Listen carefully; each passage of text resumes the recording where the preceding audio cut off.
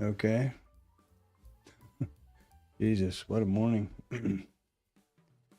All right, so what we have now is a,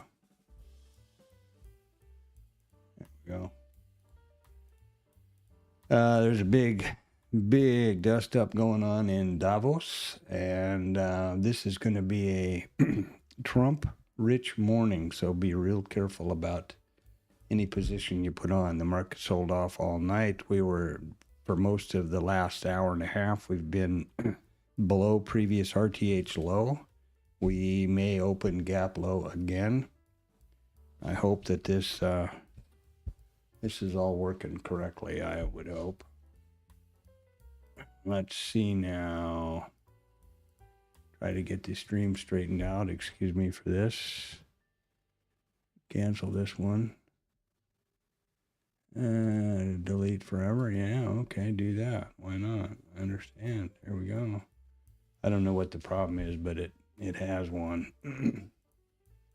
So the problem here is that whenever I have to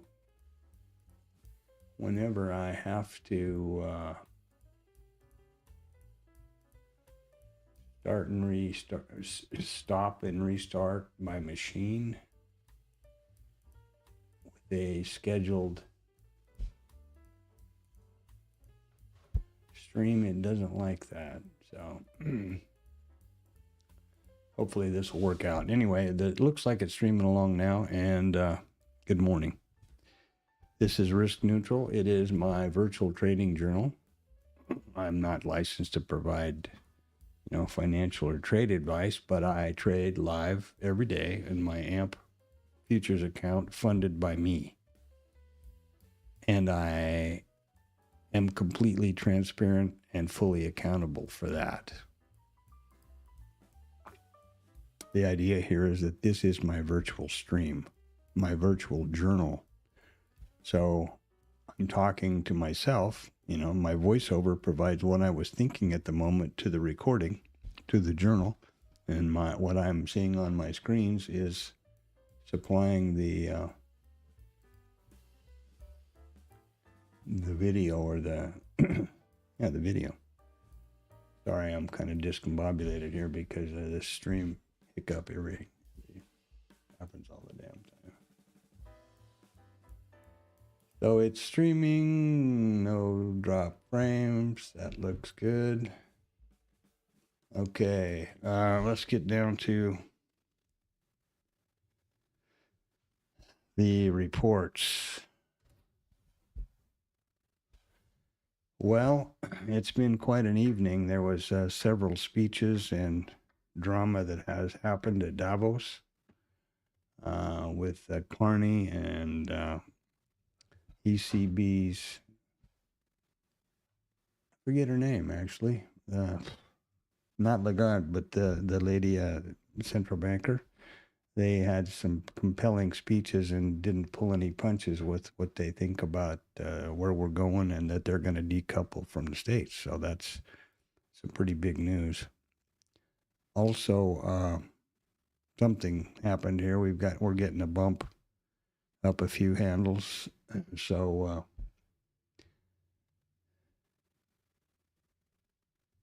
that's interesting. My advice, or what I can tell you what I'm going to do, I have to drop away at 9 o'clock to drive my daughter up to school, a school run, which will happen every Monday and Wednesday until I work out a better plan for 1 hour. And I'm certainly not going to regret that today. I would be very cautious about being in a plan or in a trade today. And let's see what we have. Now there's also some more confusion, if you can believe it.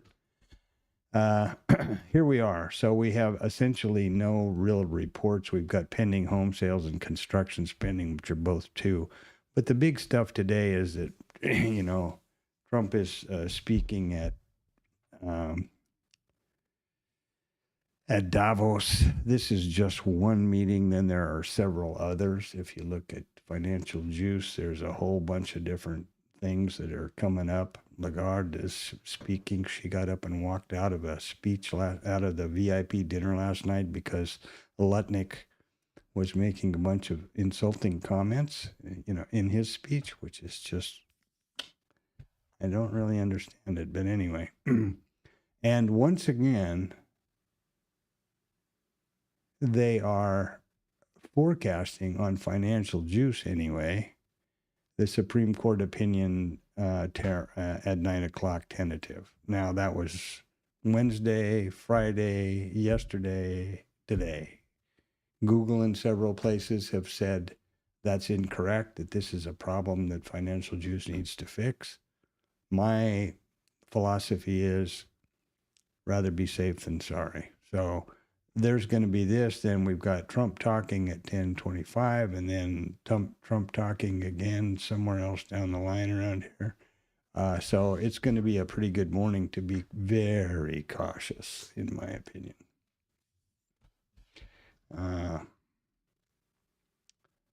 Yeah. Lagarde left the Davos dinner after Lutnick slammed Europe. Well, this is questionable. I find that kind of questionable.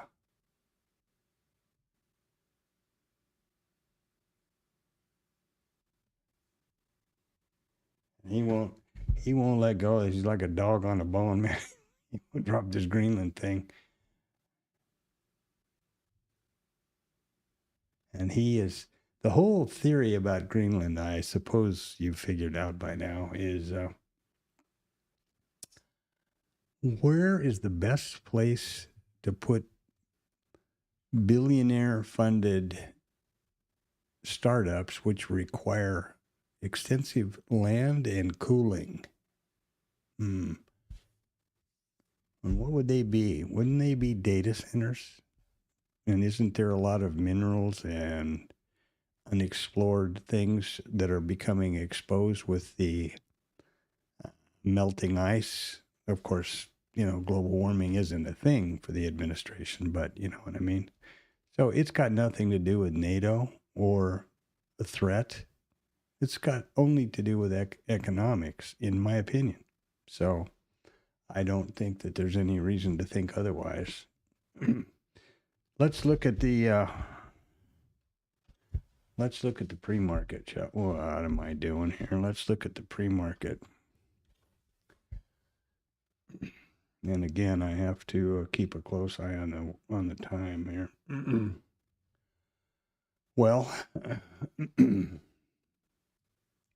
there you see yesterday, and here you see today, the ETH session. Now, for a big part of the evening, most of Europe trading, we were underwater and looking like a gap down once again. If you see over here, we've now pulled back up into about the middle of yesterday's trade. This is an interesting phenomenon here. Watch this. This is how deceptive candlesticks can be. You see this candlestick? Would you imagine that the POC for this candlestick was right up here at the top of the wick? It is. Maybe it's just me, but when I look at this candlestick, I'm thinking that most of the volume was down in here. And that's the fallacy of candlesticks. All this wick does is indicate the open and the close. It doesn't indicate anything about volume.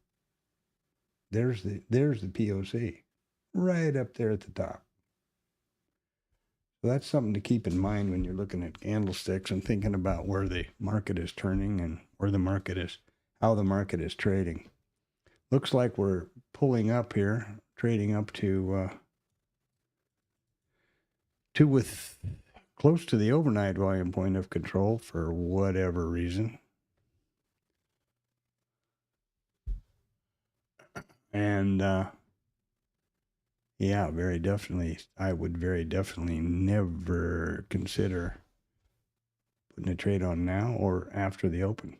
I'm sorry, but that's, yeah.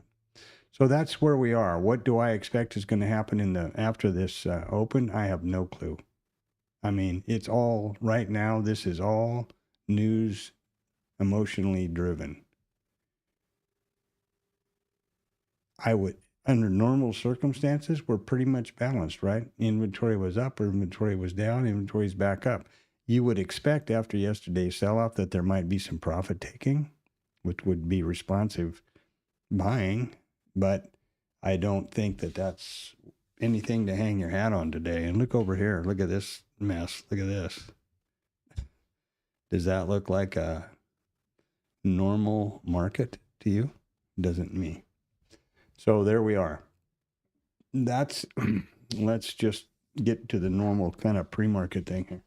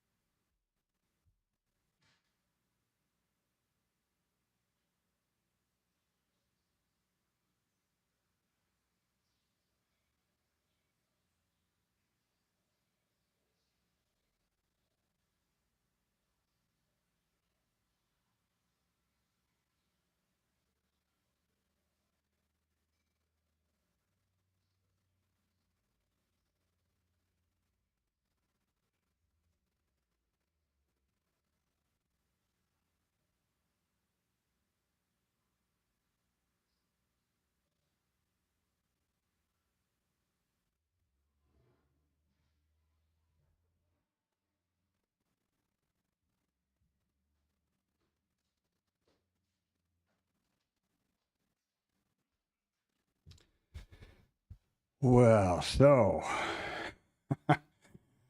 this is IRT, which is my typical charting package. First thing about IRT in my setup is you can always see the instrument, the chart type, periodicity, and the session in the header of every chart. This is the micros, ES, micro and Q, my high time frame or micro composite chart, which is just a RTH session only, daily candlesticks, whatever price overlaps. I pull a volume profile around them. That generates a MVPOC, micro composite VPOC. And then these high and low volume nodes, which push automatically to Bookmap. And what a mess, you know. Look at this. Look at this. I mean, like I said, it's pretty crazy. Pretty crazy time, really good time to stay away from the market, in my opinion, unless you're a gambler. If you're a gambler, and it's probably a real adrenaline rush, so that must be a lot of fun. But if you're trying to do this as a business that's got consistent profitability, you need to remember that your prime purpose or goal of a trader is to preserve your account and to then grow it or compound it, right? So none of those things, gambling, wishing, thinking, predicting, none of those things figure into preserving your account. Risk management, probabilities, statistics, those do. The law of large numbers. So let's look at, oh, and I'm sorry to mention that the session price is also pushed to IRT. To Bookmap. Jesus, I'm upside down today. I better just shut up and go to bed, eh? That's a good idea. I like that idea a lot. Bookmap. Well, first of all, we have Blue Boy somewhere over here. Right there we go. Now, this is an extremely expensive proprietary indicator that I use, and it's called a vertical line. I put that on the initial print of every session so that I can see the context of the session fully. And if you don't believe me, there's the RTH and the ETH, and on we go. So that's how I do that, and that keeps me firmly rooted in the context of the day. And this is just craziness, so I'm not going to even think about it. This is Bookmap. This is the dome or the price ladder. Each price, resting liquidity at each level. This is the micro composite chart where I manually enter these values. You know, for example, I was expecting a gap low today, so I in preparation to put this flag in, which my version of a gap is previous RTH session range, or high or low, and then wherever we open. Well, now something's changed and we're way up here, so this is unlikely. Yesterday we gapped down, we didn't close it.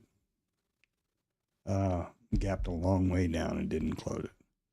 This is the full session. Oh, I'm sorry. This is the high and low volume node column where they will push automatically from book to bookmap from IRT. I could scroll down. You could see some from yesteryear or somewhere. There you go. They look like that. That's how far down we've gapped. And this is the full session volume profile. It reset last night at 1700 and will continue through 1600 today. This is not the ETH, it's the full session or the Globex. Over here we have the RTH session volume profile, which will reset at 8:30 this morning when we open. This is my statistics column, which is pretty important to me typically. And the first thing I do is change the column title to represent what I think or have determined the open type to be. Now we have 10 or so minutes before the open. There's the previous close. The way you typically, there are only two criteria. The way you determine the statistical open type. If we opened right here, right now,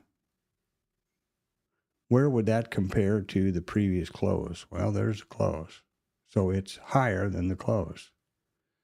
Where would that compare to the previous range? Well, there's the low and the highs above us. So it's within range. So this normally would say higher in range. And I changed the column title for a very definite reason. When I look at a screen snap or the stream, I can see the title of that column and it tells me the relationship of the overnight trade and the open. Then the statistics here we get from the study and put in every day. So what we're going to need to do today is clear the statistics from yesterday, and then we can move on. Now, before I get to that, these are the session prices, which push automatically from IRT to bookmap. I share these openly, so freely. If anybody wants them, they're handy for you. Let me know, and I'll be happy to hook you up. Like and subscribe, and drop something in the chat. Now, this is my heat map and my price levels. I've explained Blue Boy, and I want to be real. It's important to emphasize that I don't use any magical stuff or indicators. Only price data, probabilities, and volume. Statistics, right? There's no magic indicators here. There's a VWAP for the RTH and a VWAP for the Globex. There's a POC for the full session and for the RTH. POC is just the price at which the most contracts have traded so far in the session. That's all. There's a mid. Guess what that is? And we have initial balance low and initial balance high. They sometimes confuse people because of the naming, which comes from market profile. But actually, this just marks the high and the low of the first 1 hour of the RTH trading session. Nothing more complicated than that. And I'll talk about these levels over here in a little bit. They're just zones that I watch for the vetted trade that I have vetted, which is the initial balance trades. So statistically, where are we? 21. Okay, first thing I need to do is this one over here.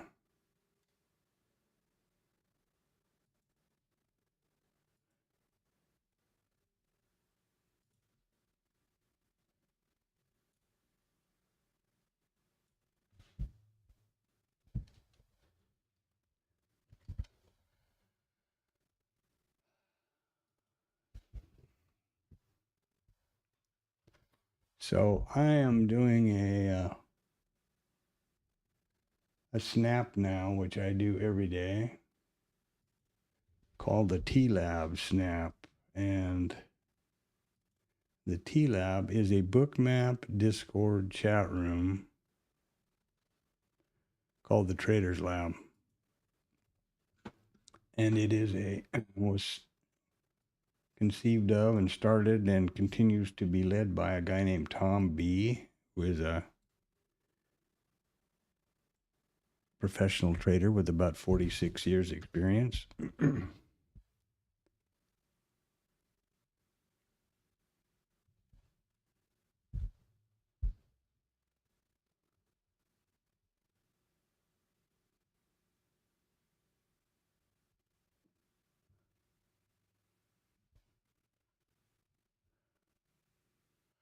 And I have no reason to not believe him. He doesn't, show his account or trade live, but I believe he's the real deal. So I spent some time in there and was a participant, an active participant for quite a while, years.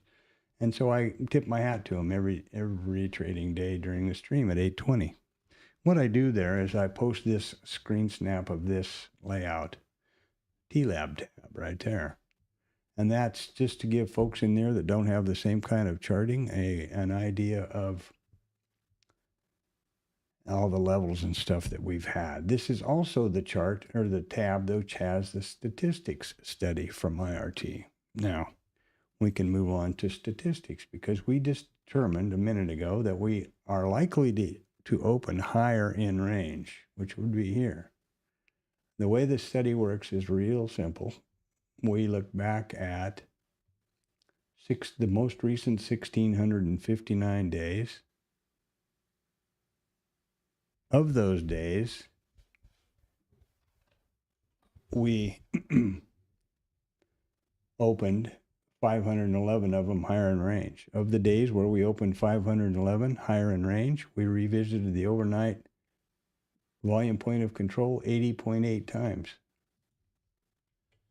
Overnight volume point of control 80.8. And that is just exactly as difficult as this gets. These are not hard and fast targets.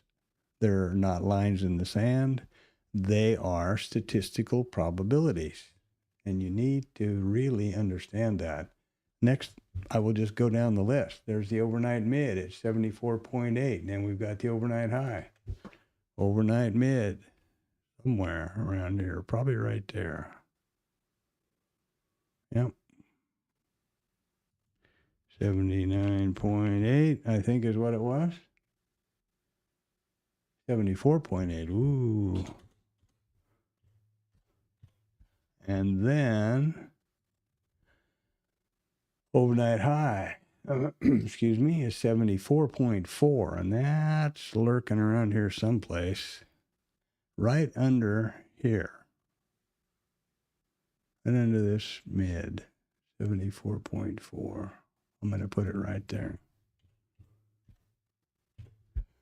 Then you can continue on. I'm going to move on with the stream now at this point, and I will keep these updated. What's the one thing I wanted to do here was the initial balance low. Yeah, there we go. Initial balance low is 60.7, and that's right here. And this is something that I do that's important to me. I always put those initials at the end of the initial balance high and low. And I do that because what happened here? Boom, boom. I do that because the minute we open this RTH session, this flag is going to jump down to the top of price. Currently, coincidentally, it might be right here. But it will not be at this level, so I won't know what that was. And that's the truth. Now, what else we got going on here? POC. Previous close is 69.9.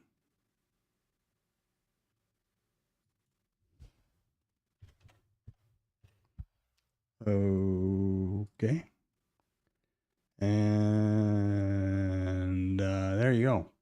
So I'm going to stand by on that one and try to make sure everything's getting together here at the house for our big first day journey up to school. Here we have the levels. Now, the next thing that might be pretty important, you could imagine, would be to be able to trade. And in order to do that with Bookmap, you need to activate the trade control panel. You need to select a method you will use to interact with the application and trade with your mouse. If you select chart, the only place you can trade with your mouse is the chart column. If you choose dome, the only place is the dome columns. And of course, both is, guess what? Both of them. Now, I use multi-brackets. And they are right here. And I have several set up, but this is the minimum risk neutral package for that methodology. And the first thing you need to understand is that you need to have an even number of contracts. And so there's 2. Next, we choose the stop loss in ticks for the entire package. And the first thing that you need to determine here is the risk tolerance for your account. And you should definitely not be doing that now with 1.5 minutes to go before we open. This should have been done last night. Once these 2 values are established, the first risk neutral scale is automatic. It's for half of the package, and it's for the same number of ticks positively as the stop is negative. And then there's a runner, and you can do any kind of combination that you want. Okay, and that's where I go at that point. Now that I have that established, I have all the parameters up here, same as here. I don't need any more tools in the trade control panel.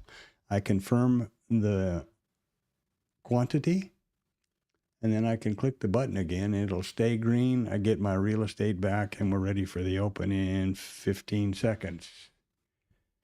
So let's rock and roll here, boys and girls.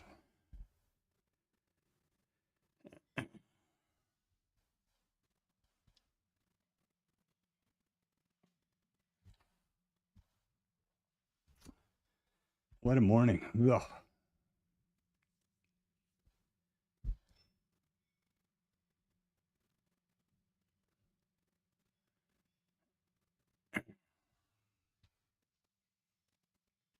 Well, we're going to safely open in range, I would guess, and so far higher in range. So there we go.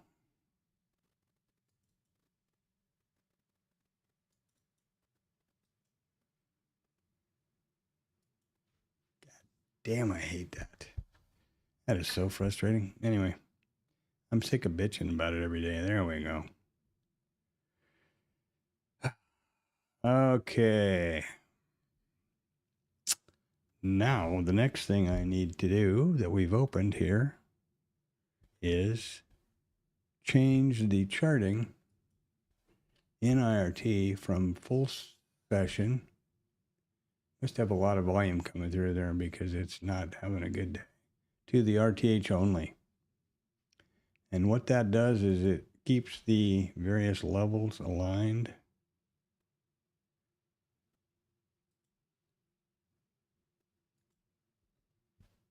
For the levels, the session price levels, which a lot of people use,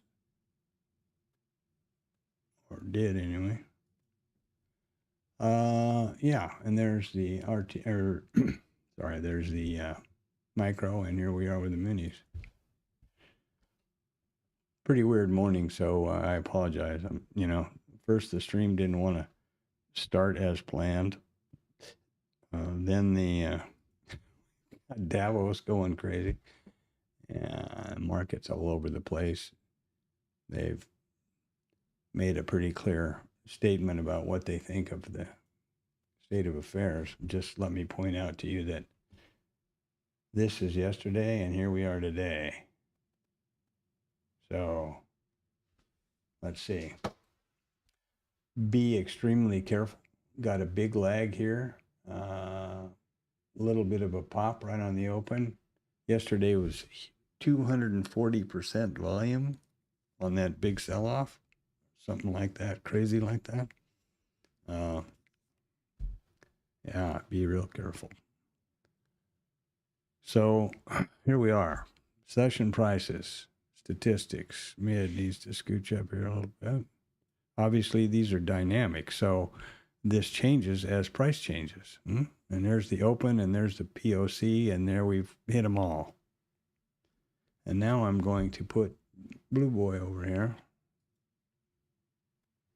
And then I'm going to have to step away and confirm that everybody's got their act together here. All the girls are ready to roll. There we go. Okay, let's see what happens.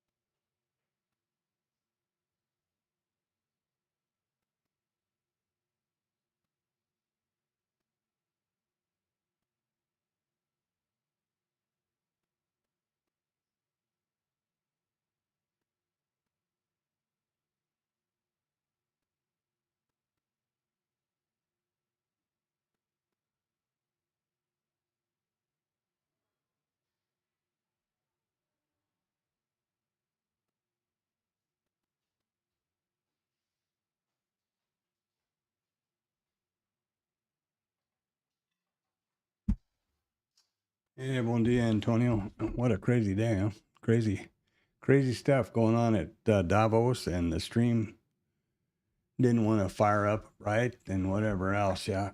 So we've opened higher in range after being way underwater all night. We'll see what happens. Trump's, be real careful, whatever you're doing. Trump's, he is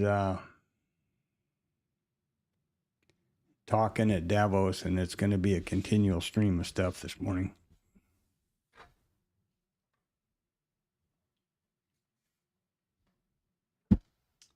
I've got to step away at 9 to take Tam to school. Should be less than an hour, which is fine because what can I do? Priorities.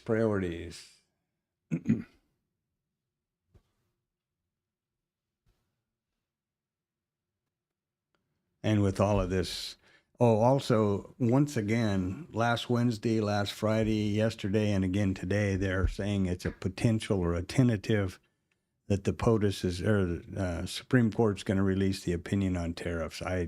Several sources, Google, for example, says that's wrong, but it's in financial juice, and so my theory is rather be safe than sorry.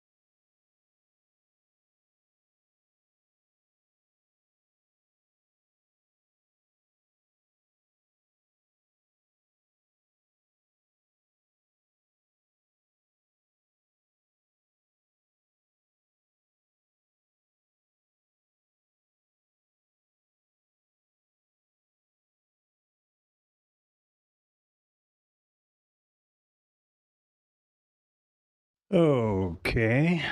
So, again, guess maybe I ought to type. I'm going to be away for,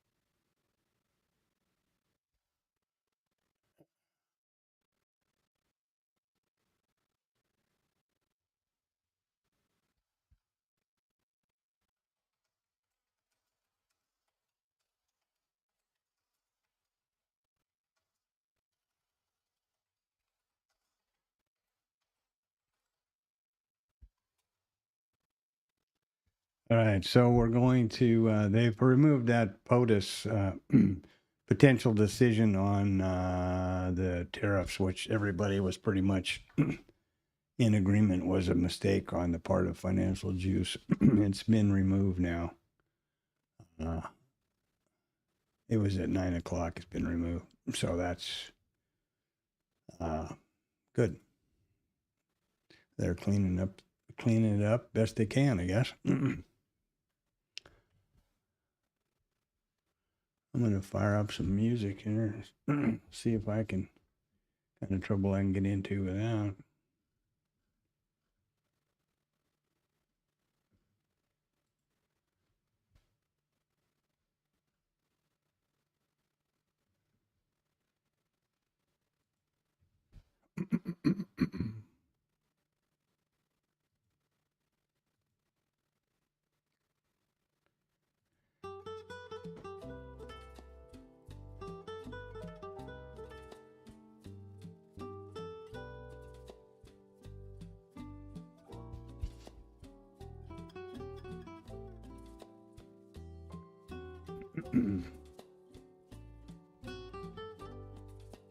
Let's take a look at volume here. What's going on? There we go.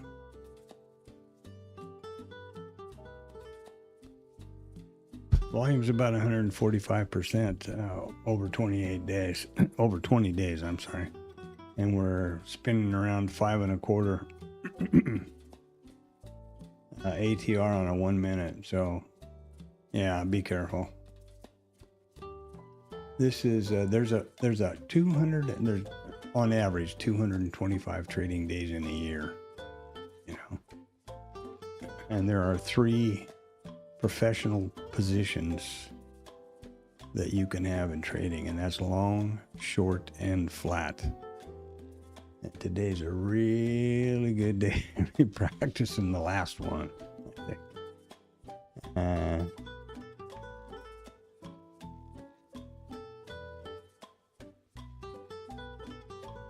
these gap low that you see on here is the way I do gaps, and why I don't usually post my micro composite charts anywhere besides here on the stream.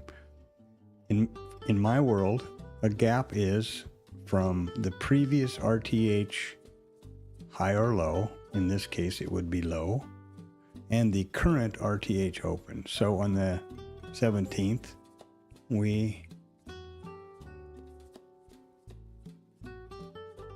closed right here. That was the low of the 17th. Session low, RTH session low. And yesterday, we opened right here. So that's how I do it. My story, and I'm sticking to it.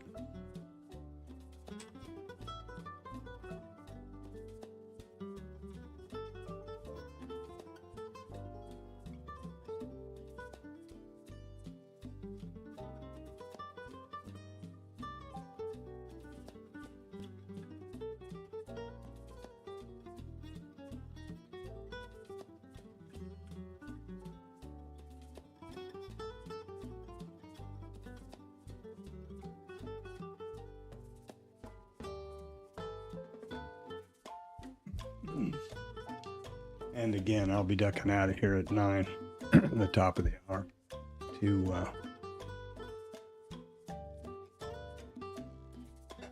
take a little Tamarama to college. Wow.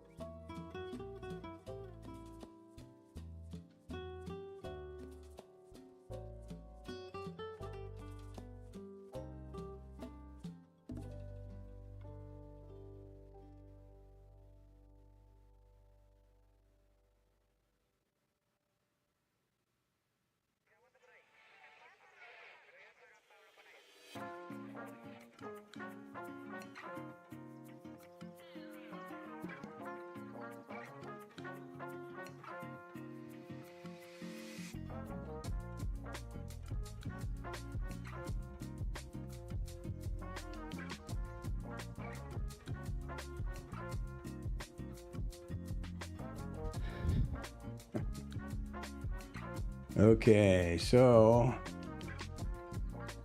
and I'll turn it over to you, Antonio. You can just pick up the narration in Portuguese. That'd be pretty great. You get more followers than me, probably, for sure. Whatever you call them, yeah.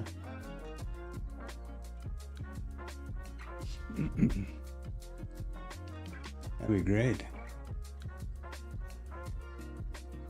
Well, I wonder what the big shot is saying. He comes on with somebody made a comment over in Static that is all about peace and all these things. And in a post about an hour ago, he was going to obliterate Iran from the face of the map if anything ever happened to him. And stuff that I find a little...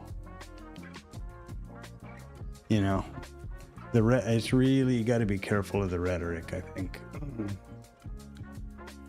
Someone like that just pretty much says anything they think that I'm not sure there's principle involved there. I think it's kind of like I've known other people in my life that will say anything that they think you want to hear that will further what they are trying to achieve.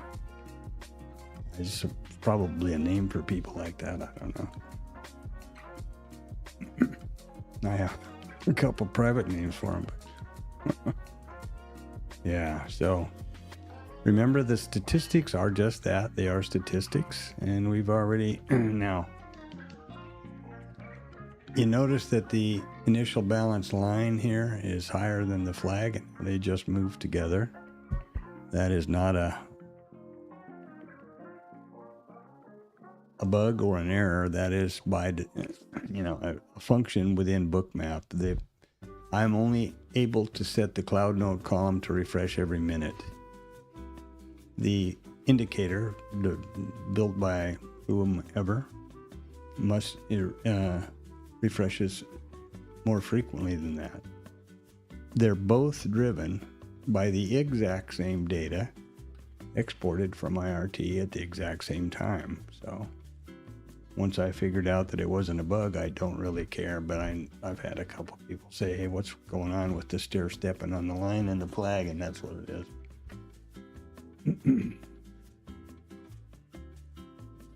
And there's a combination. I export from IRT every 30 seconds. I figure if that, I'm not interested. It's not going to bother me to be 30 seconds out of that with that line, with that level. And then there's the delay when Bookmap picks it up and refreshes, so they can change. They can vary.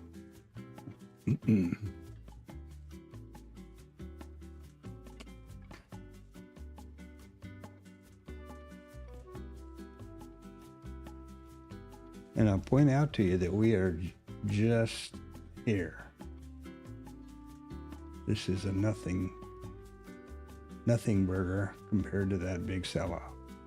Yes, this did have that half day on Monday, but it was a sell-off also. And this just continued it with the ETH and the RTH. So,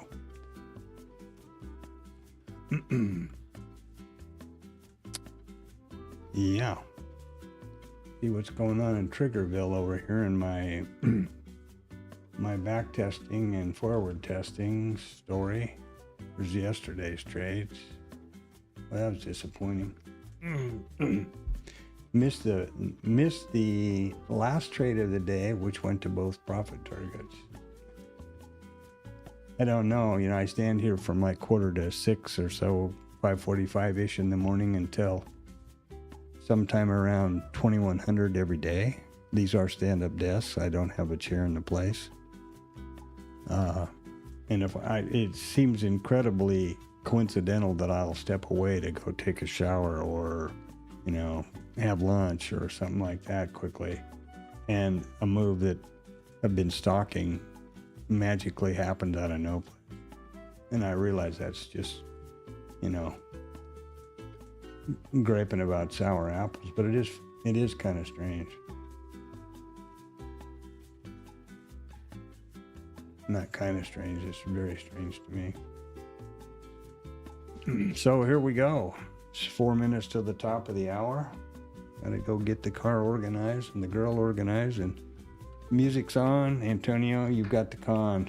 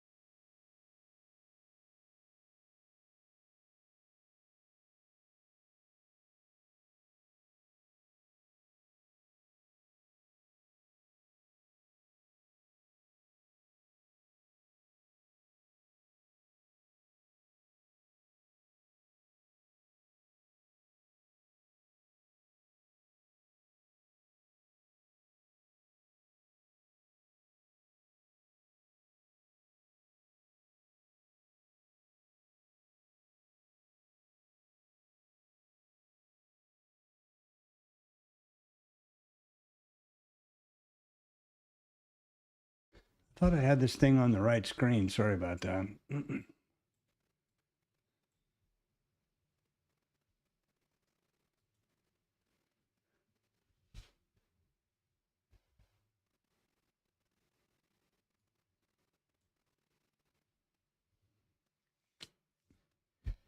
What the hell are we doing anyway? Oh, cross the IB high, huh?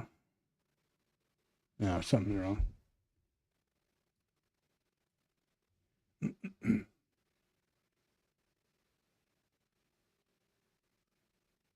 Well, we had an A signal and nothing else yet, so I didn't miss anything.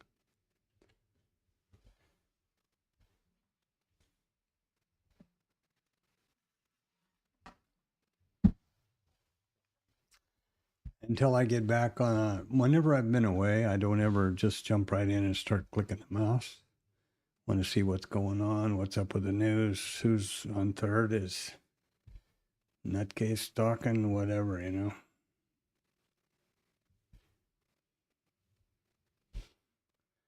Some random crazy news thing going on. It's pretty crazy right here.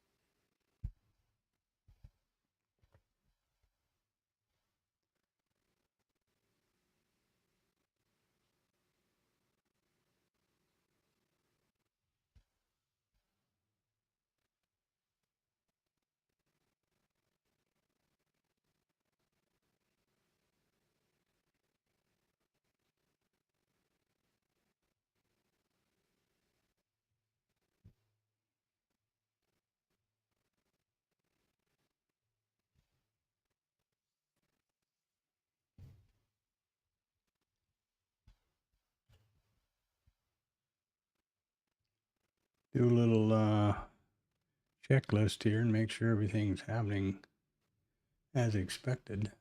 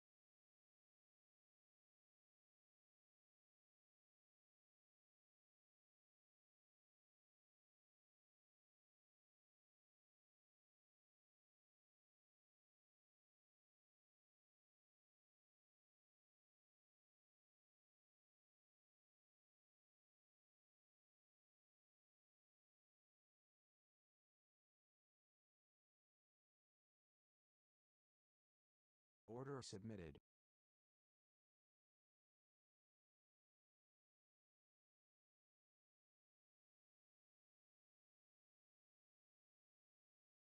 Order submitted.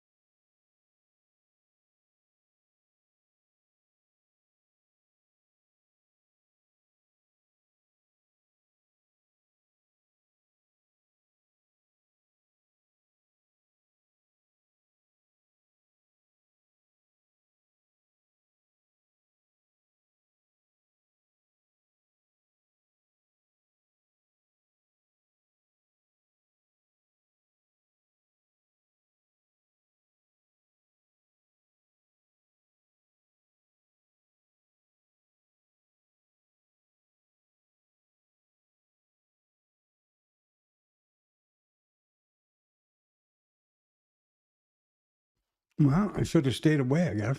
But that was a signal trade, and so I took it. The interesting part is it's not executed by the system, so I've got to figure out what I missed. Transposing the signal from here, or from, I should say, here to here. So there's the A, there's the trigger. What we missed was those two.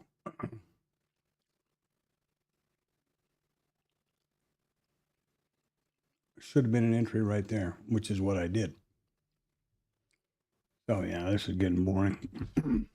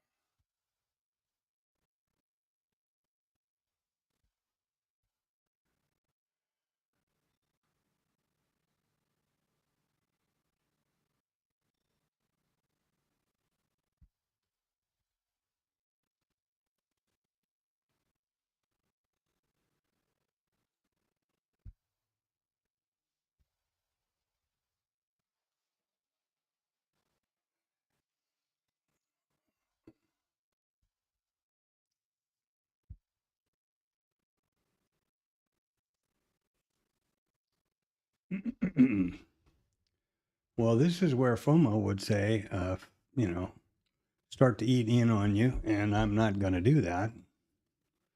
I am disappointed in myself for not waiting 1 second longer because it's pretty funny, isn't it? Look at that.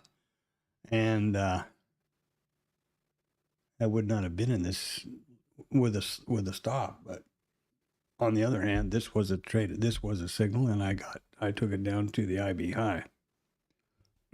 So, there's the A, there's the pullback, and the B. We're way over here. There's a continuation, and then there you go. But this is clearly not working out with a damn for this one.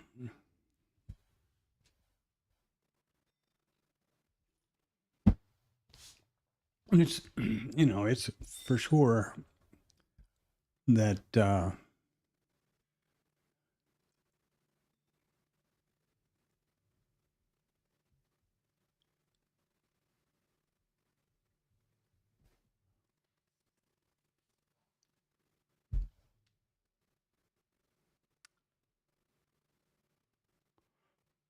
especially in this random environment. I let myself get drop my guard by looking at static and talking to Rod and Harry and those guys who have been doing some trading this morning. And I actually thought that since this had pretty much blown over with the speaking, that it might be reasonable, but that was not true. If you look at the signal now, I mean, if that matters to anybody, here's a B. So in theory, it could come back up to the trigger and go long. And I think this is one of the things that I need to address in the trading plan. These long departures away from the pullback zones need to cancel out that signal. Like here, all the way down here, and it comes back up to the trigger. I don't think it's very likely to assume that it's going to continue on.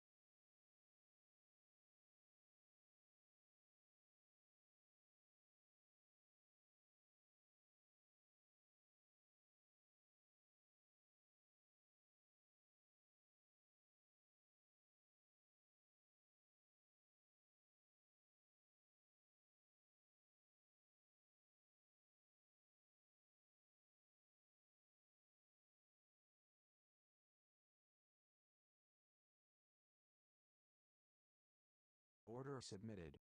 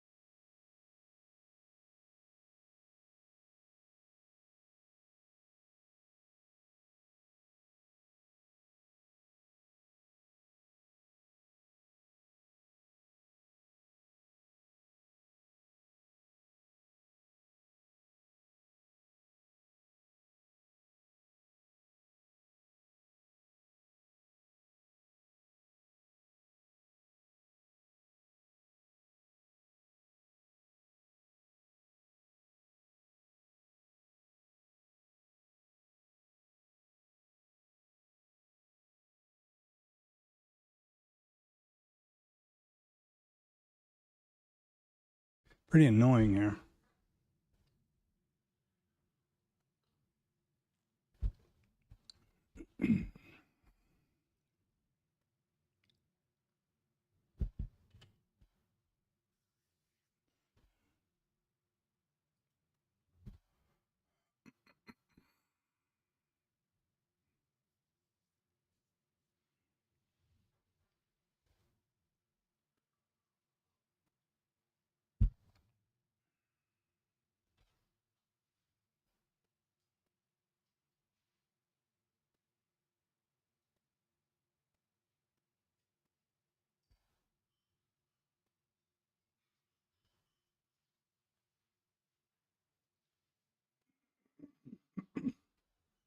Yeah, pretty darn annoying.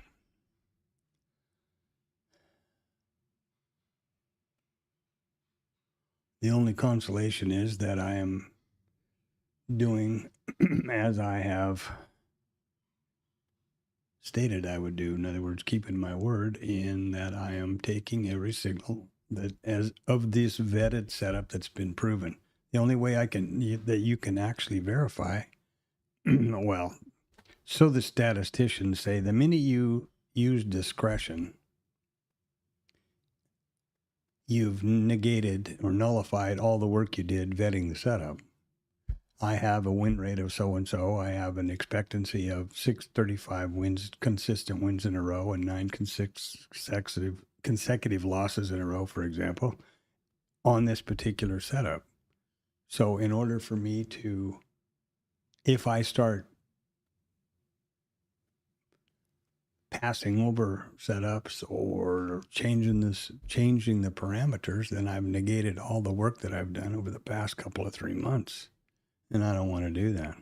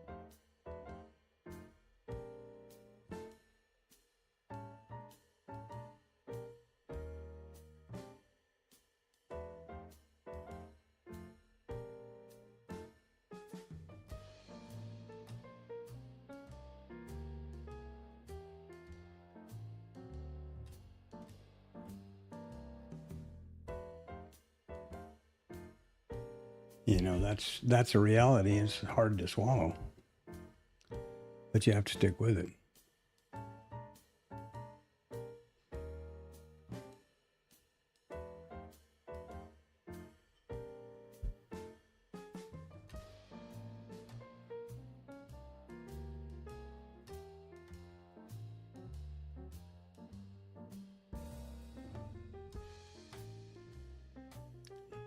Now he's meeting with business leaders at the bottom of the hour. Trump. I started at 10 something, 10:25. And then I suppose there might be, unexpected. Who knows? I saw some. I find it a little hard to believe, but he sent 35 tweets in 45 minutes or something when he arrived at Davos. That's more than I've ever done in my life, I think. I've never tweeted anything. That's one thing, but I mean, a text message or whatever.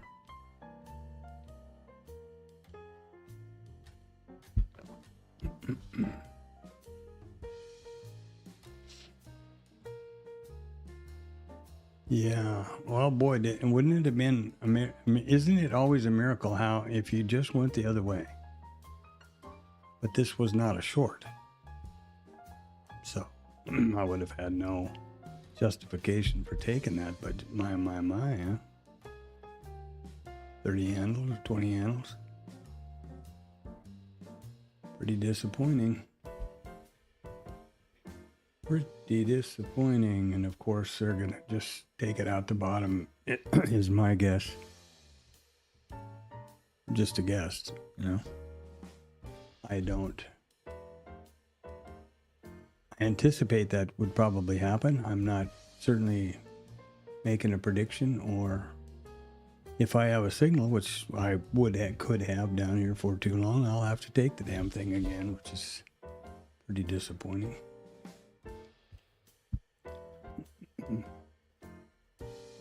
I'm waiting for those 35 consecutive winners in a row. Start kicking in. What is this? Oh, it's gotten... This is way crazy. And this makes no sense to me.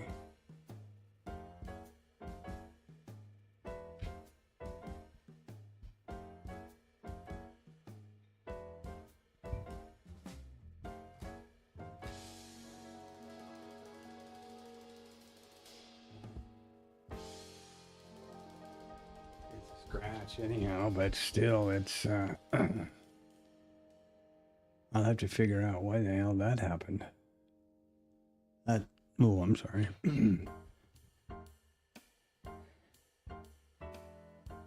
Makes no sense.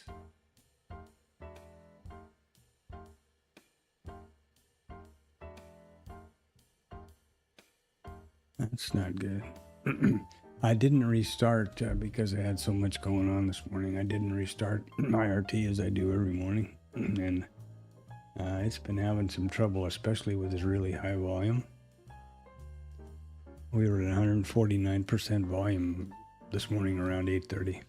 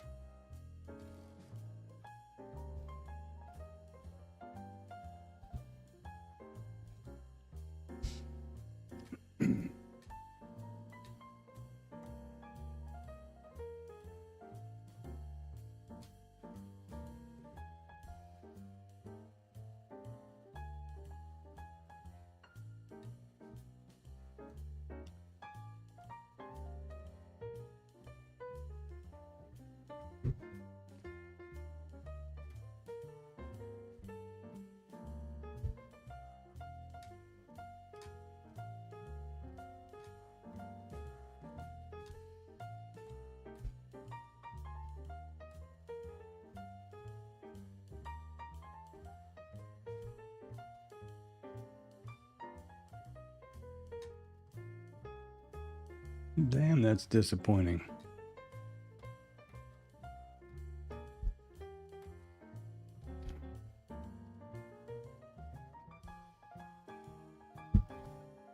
I'm not sure what to do about that. I don't want to do a knee-jerk stupidity thing, a typical non-thinking retail trader type of maneuver, but I want to also don't want to just sit like a bird on a wire. So I thought I had a pretty good context filter figured out. And what would the context be today if you had to look? Would have been up the entire day.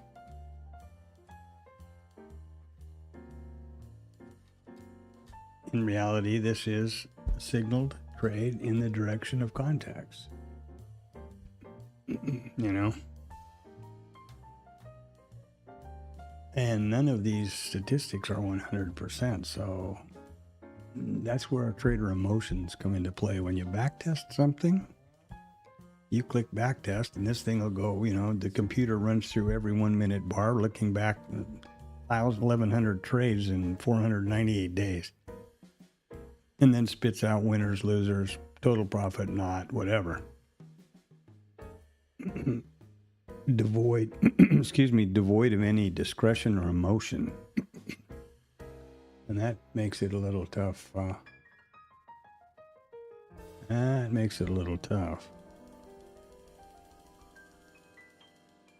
That's where your monkey boy, you know, the FOMO, hide, whatever you want to call it, starts to kick in.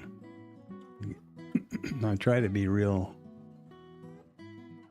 pragmatic about what I do here and not succumb to those things. When monkey boy starts ranting and raving, I try to put him out in the backyard, not react to it, and stick to the system, you know. So here is A and a B and the signal, and was along.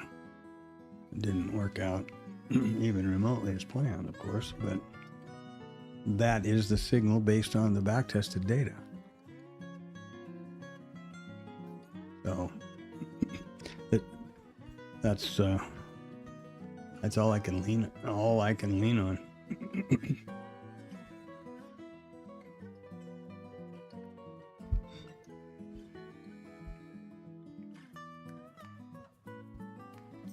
And that's, you know, that's what an algorithm does, or any other kind of a automated system.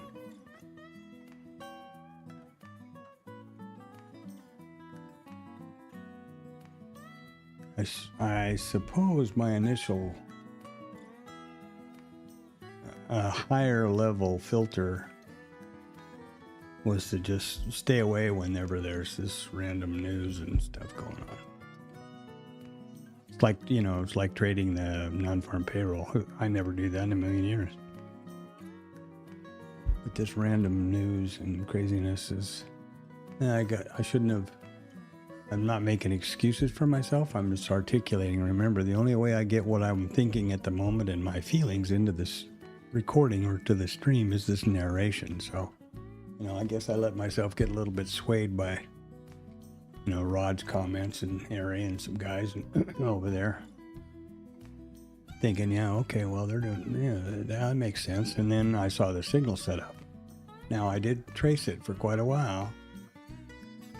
If I'd have just taken one more breath, this would not have happened.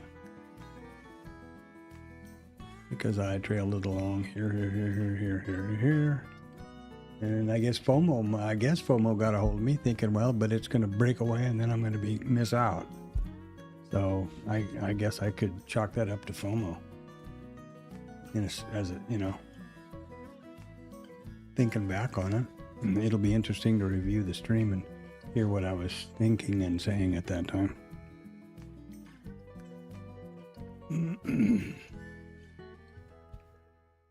Doesn't help my account at all, but you know.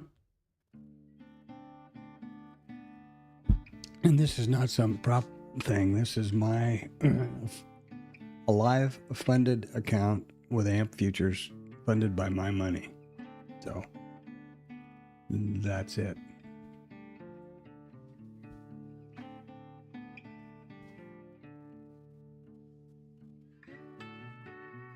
And now I have to ask myself the question, am I gonna take the next signal, which is coming up? And I don't know what to think about that.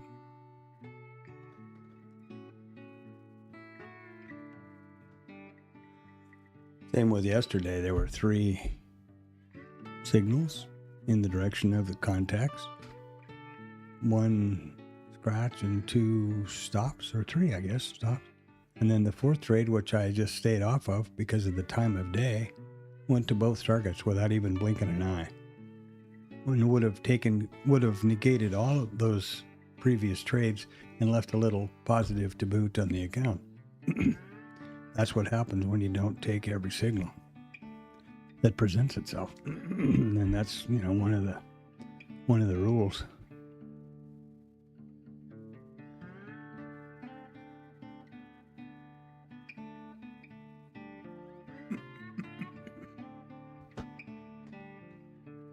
Two days in a row we've had neutral days.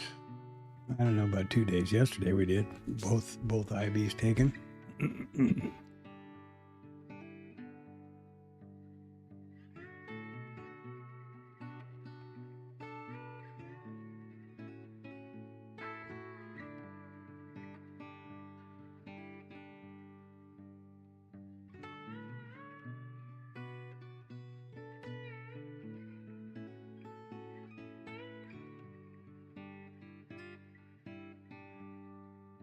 Been such a wide swing today.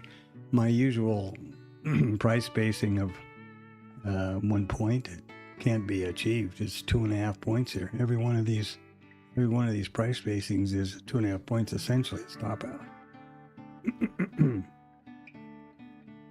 So there's that.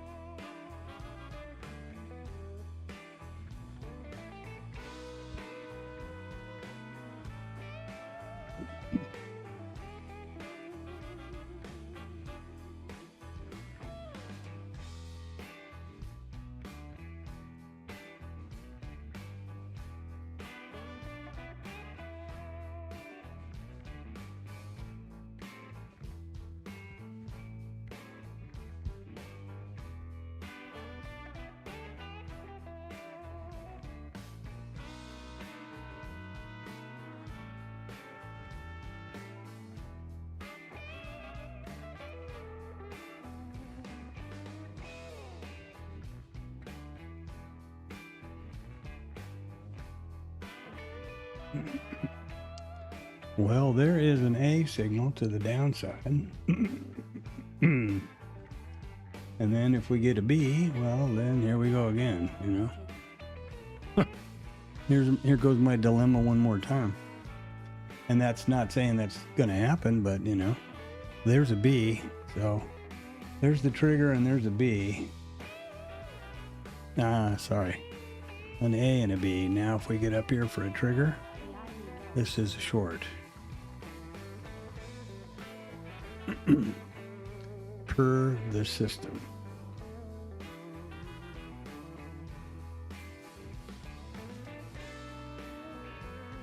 May not get that opportunity.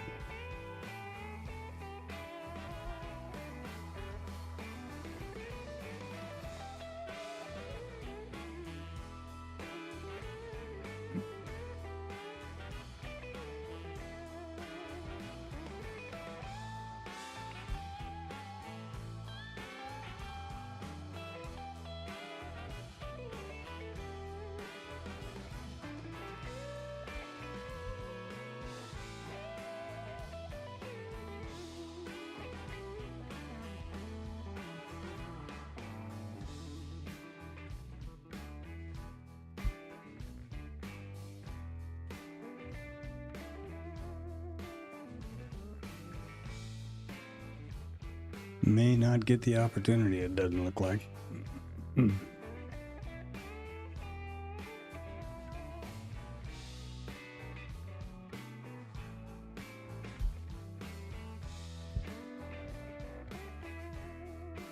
The potential trigger was right there.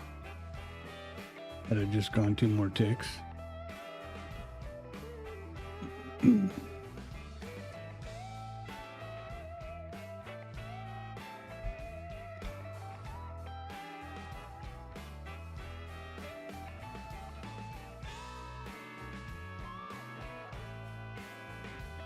Sorry, right here.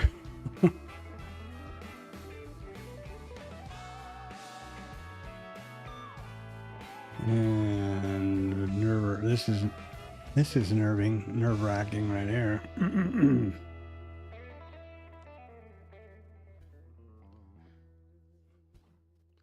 The trigger zone is here, so missed the trigger. Both of these would have been T1s. And then, you know, put on your helmet and sit back. Neither of them are happening here now.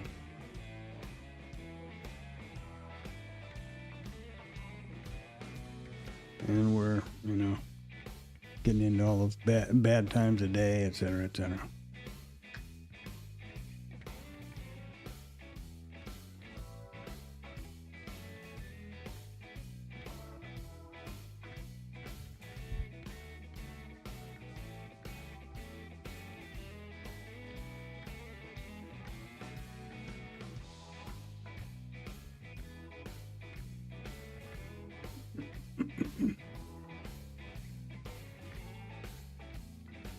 One more tick and that would be a short.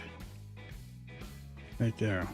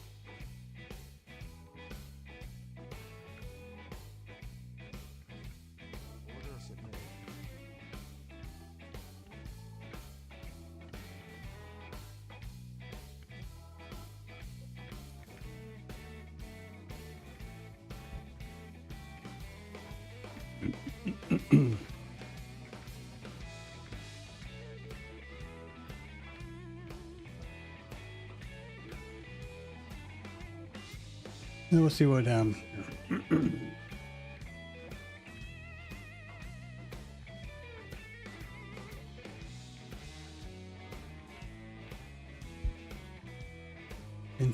Interestingly, the system also got short.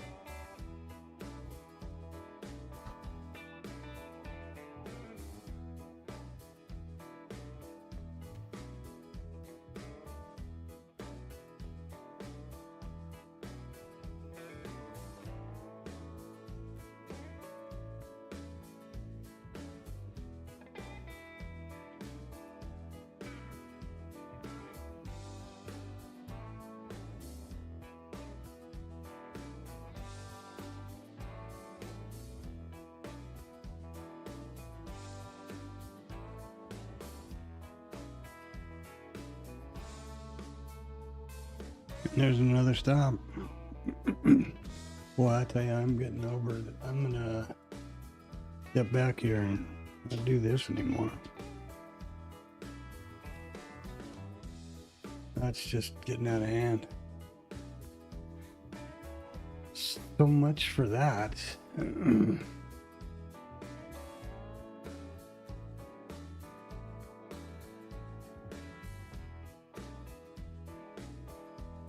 And of course, it'll just rip on down to both targets, of course.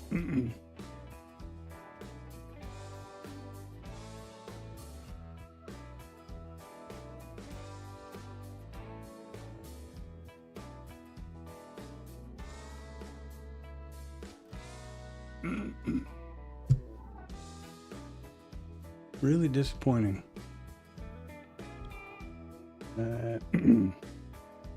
Really disappointing. And that's not FOMO, but you're a human, right? So I am gonna have emotions. And yeah, it's a bummer.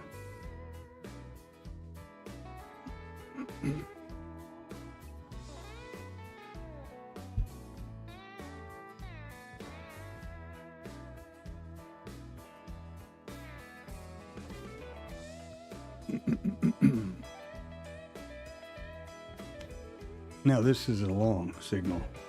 There's an A and a B and a long down there, and I'm not gonna. Here we go with the discretion or not, right? Taking a long out of here.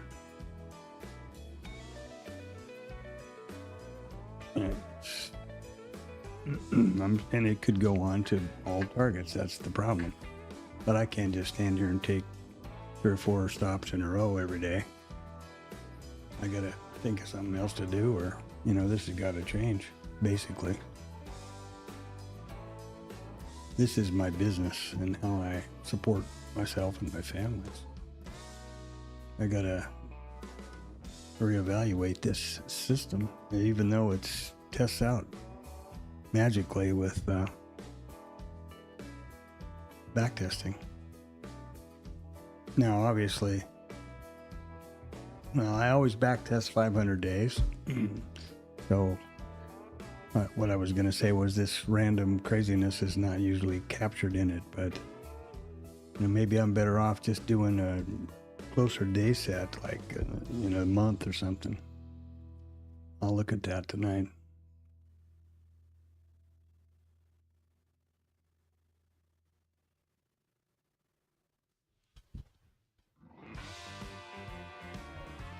And this is, of course, no trade, so this is nothing for me to be taken.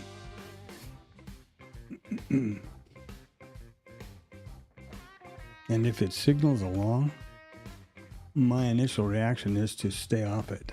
And I realize that's defeating the whole purpose of the system and back testing, but look at this.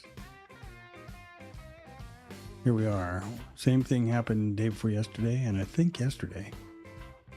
They just beat him up one side and down the other, and right back to the open. That's where we started. So I'm at a loss, and when I'm emotionally at a loss and kind of unsure about my confidence in the system and whatever, I don't think it's a smart idea to just put trades on for the hell of it. Myself, knowing full well the idea about if you add discretion, then you shot yourself in the foot.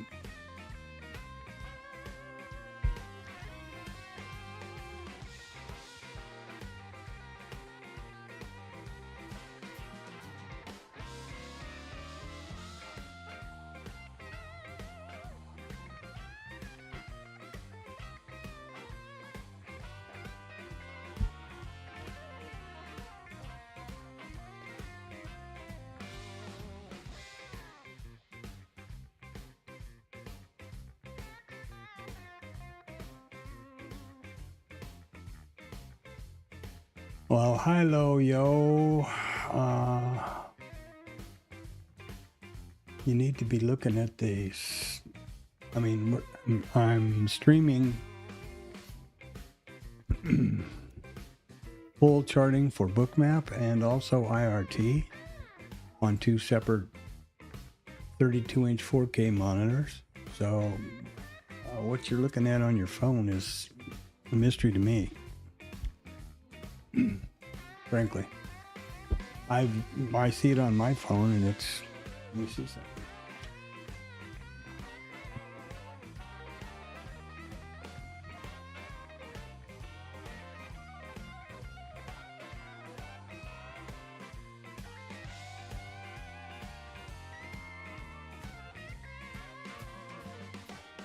Yeah, audio, music, screens, no problem. So I don't know what to. I don't know what to tell you. Live stream, residentialtrading.com. I guess you're looking at YouTube. I don't know.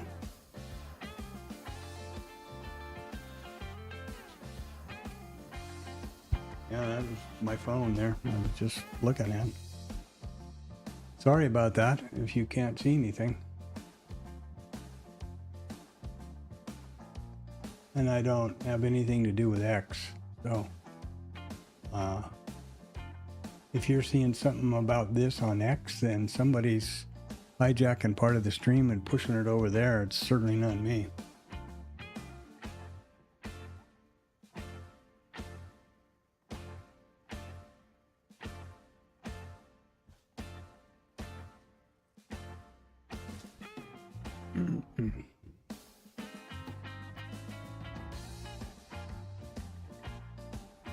Okay.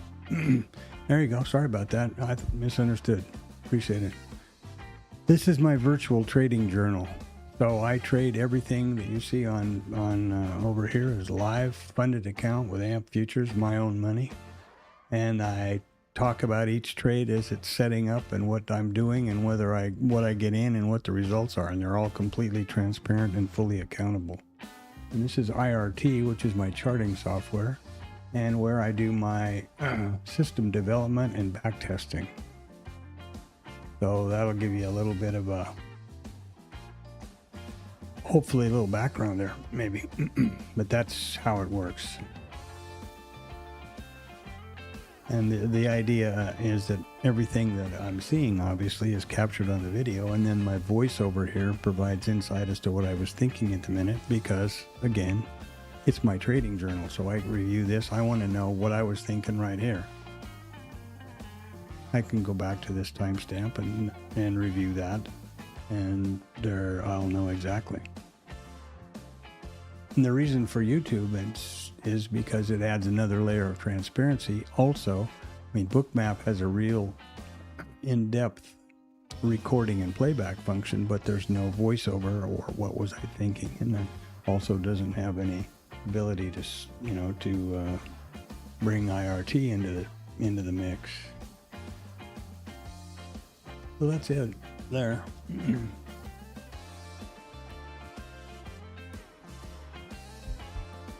Thanks for, participating, throwing something in the chat. I appreciate it very much. Like and subscribe. That's a big help too. And it's free for you. Helps me a lot. Makes me feel better.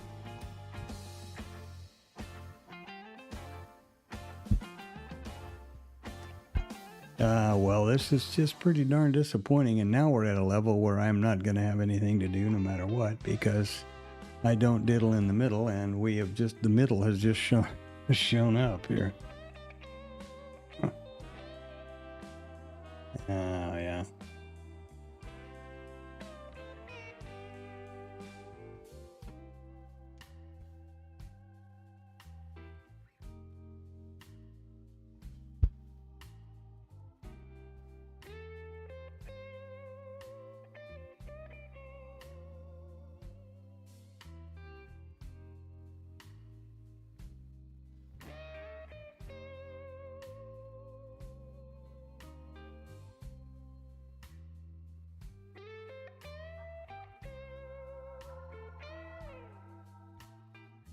Hmm.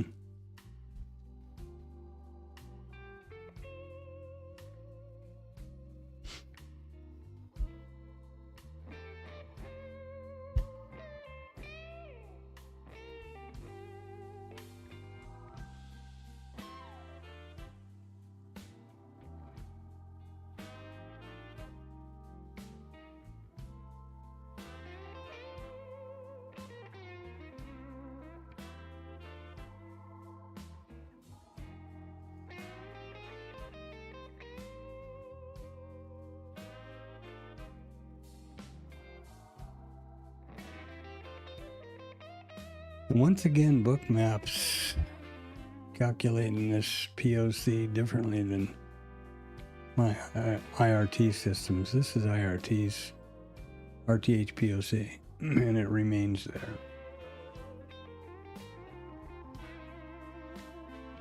It has not migrated down here yet. So, I don't know whose fault that might be. There is a 7 millisecond lag on IRT. That might be part of it, for whatever reason. I hesitate to shut it down and restart it in the middle of the day. I usually do that between sessions. Clear the memory out around.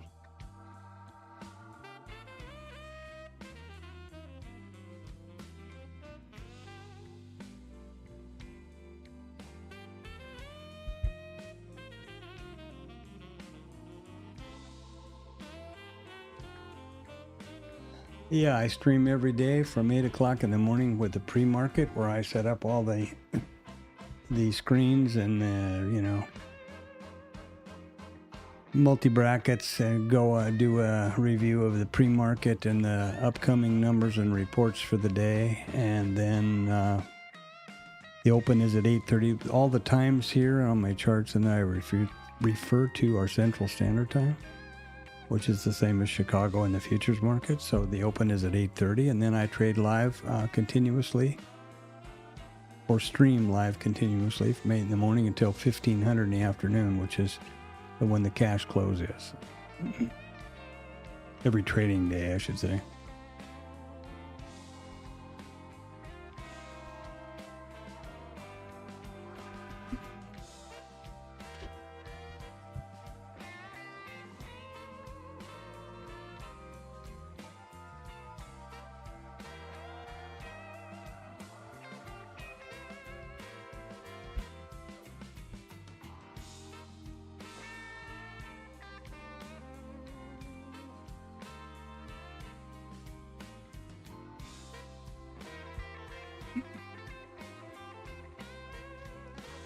And I only take statistically verified or vetted trades that have proven edge over a statistically significant data set, typically about 500 days and around 1,000, 1,100 trades.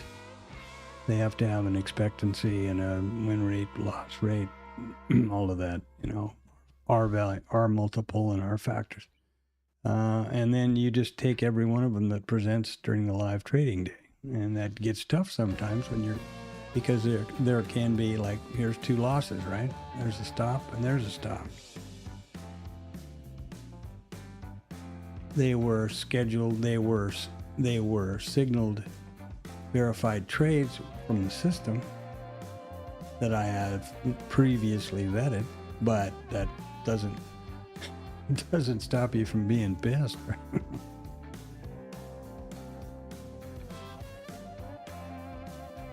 Difference is that I actually vet the trades and I do a little run through of how I back test and how I vet the trades and calculate the statistics and everything at 1400. Kind of just every day, rather than random. So if you're interested in that, there you go. Got a couple hours.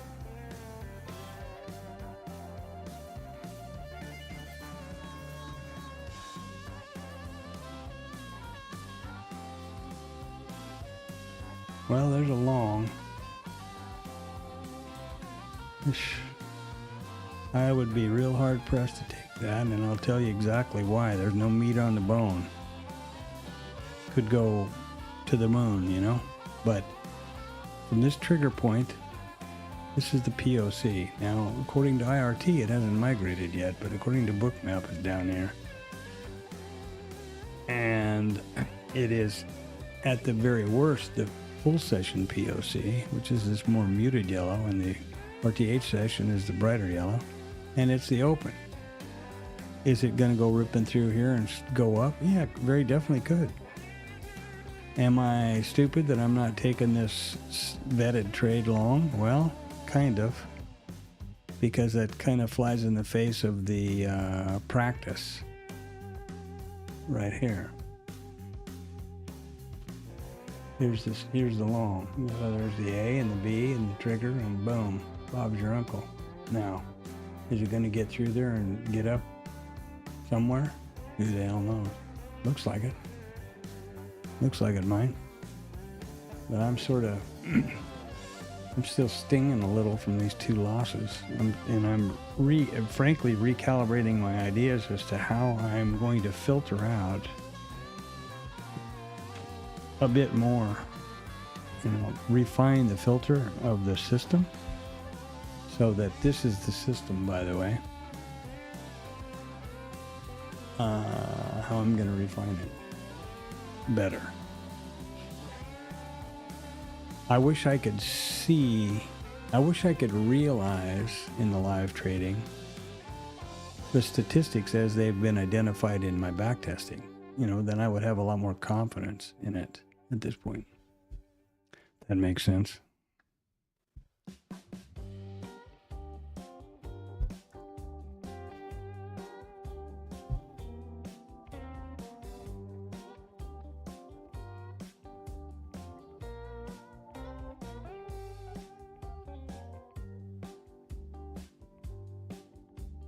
And it's going to go on to targets, it looks like.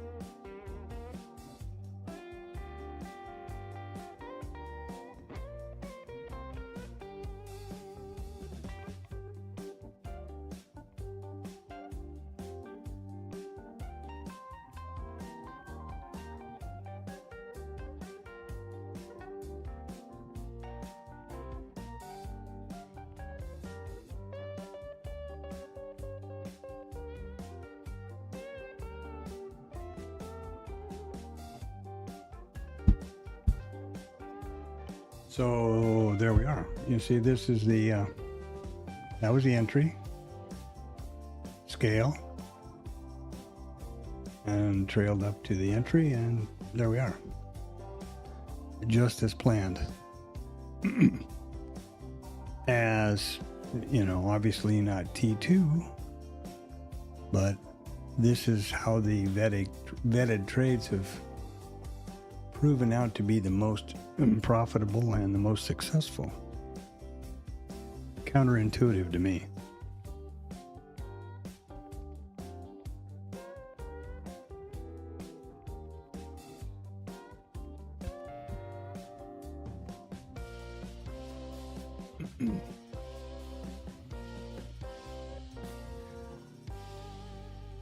And again, you know, I'm not licensed, or I'm not a CTA or whatever they call them. I'm not a broker or a financial advisor or anything like that.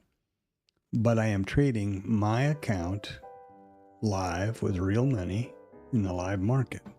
And I am very articulate about how I explain in detail the setups and why I'm taking the trade, because this is my trading journal.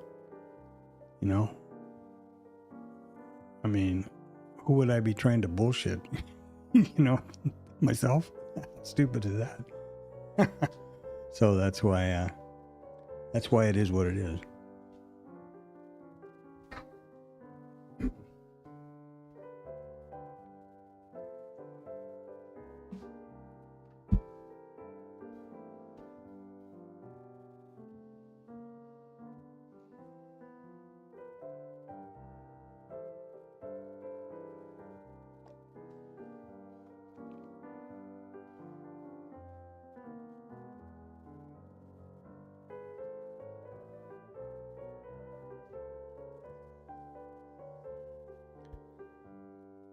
So coming up to the top of the hour here, this is where I got burned yesterday, but when I start standing there from about 4:45 or 4:45 in the morning all day, it's about 4 or 5 hours, so I need, you know, go take a little break, rest my eyes, as I recommend all traders do.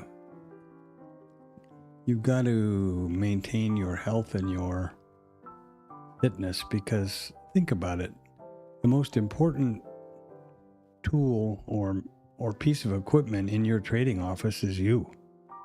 All the time and money we spend on looking at monitors and software and picking out this and something else, that BS. If you can't see the data, if your mind can't process the data, if you don't trade, you know, professionally and coolly and effectively, it's a complete giant waste of time. You're just kidding yourself. So, you know, be well rested, be hydrated, don't be on emotional tilt. Every few hours, go outside and, you know, focus down the street, peek in the neighbor's backyard, whatever you want to do, where you rest your eyes and let them soft focus some distance, fresh air, and exercise. I mean, it's important. It's no different than, like I said, it's no different than plugging in a monitor or making sure you've, you know, updated your software or whatever else. It's the same. It's all the same thing.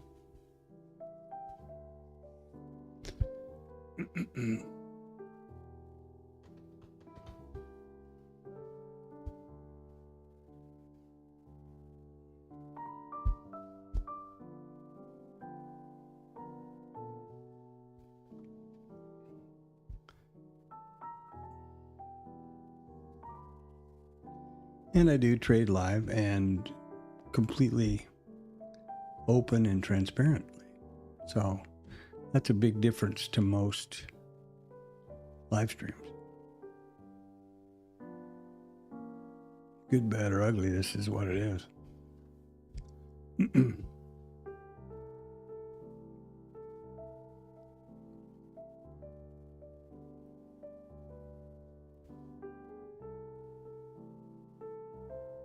And now we've got that VPOC migration right here.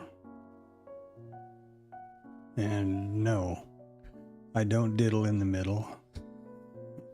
And yes, the cats just came by and had a intervention. They say I've got to go take a shower. So here we go.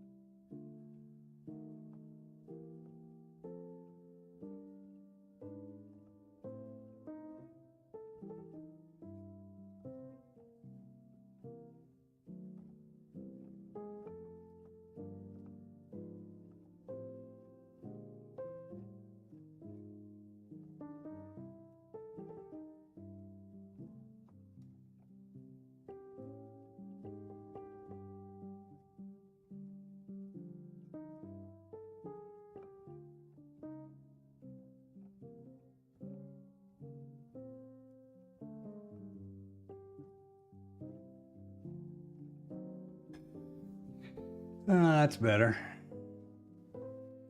So what's going on now?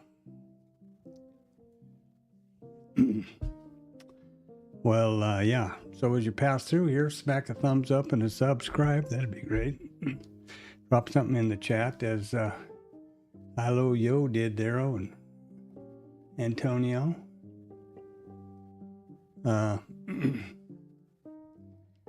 If you could use the session prices, they would be helpful for you. I push them continuously from 1700 on Sunday night until 1600 on Friday. Free, live, continuous. It's a Google, I push them up to Google file, Google Drive, and then share a link for a CSV, and you can put them in Cloud Notes or whatever program you've got. Also, these, you can put them over here in this line indicator. I've changed them to use my pullback and continuation zones, but typically I have the session prices there. So let me know that in the chat. I've shared them with a lot of people, so there you go.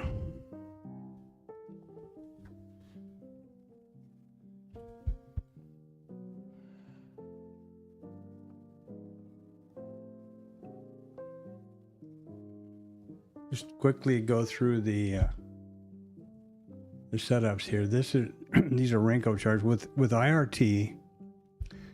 Note that you can, on any of my charts in the header up here, you can see the instrument, the chart type, the periodicity, and the session.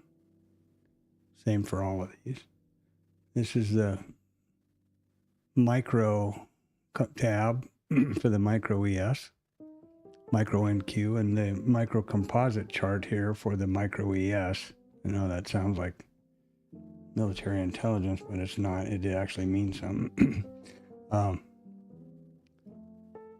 And this is real simple. This is my higher time frame chart, so these are the daily or the RTH session only. And these are daily candlesticks. Wherever price overlaps, I pull a volume profile around them. And by doing so, it generates a micro composite volume point of control and the high and low volume nodes, which push automatically to bookmap. The point of control and the highs and the lows and things I enter manually. And this is market profile. I plot the same configuration for the minis. Same story.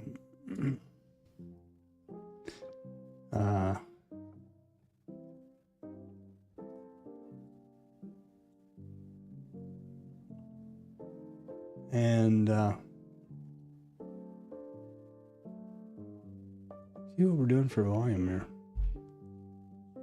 Well, we're averaging around 100. We're holding around 120. We were up to 149 at one point. And this is the ATR for 1 minute bar.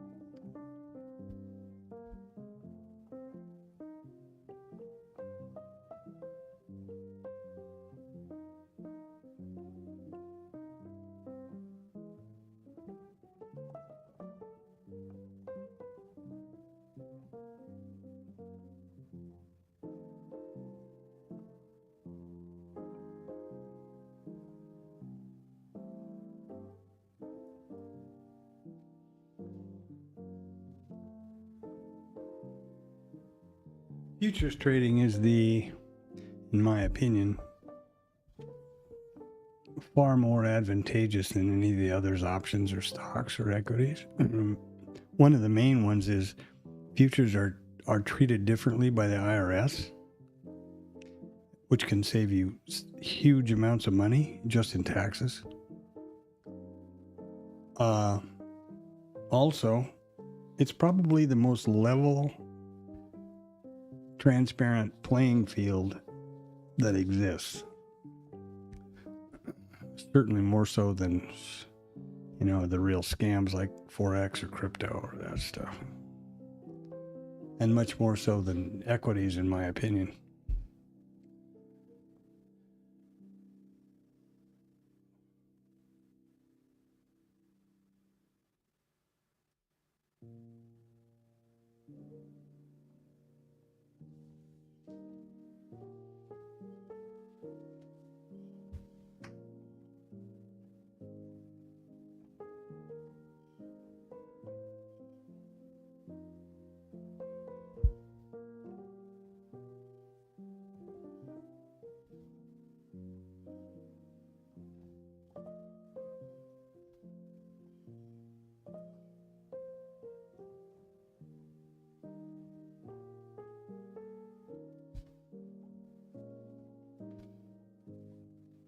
Actually, it's not my opinion, it's the truth.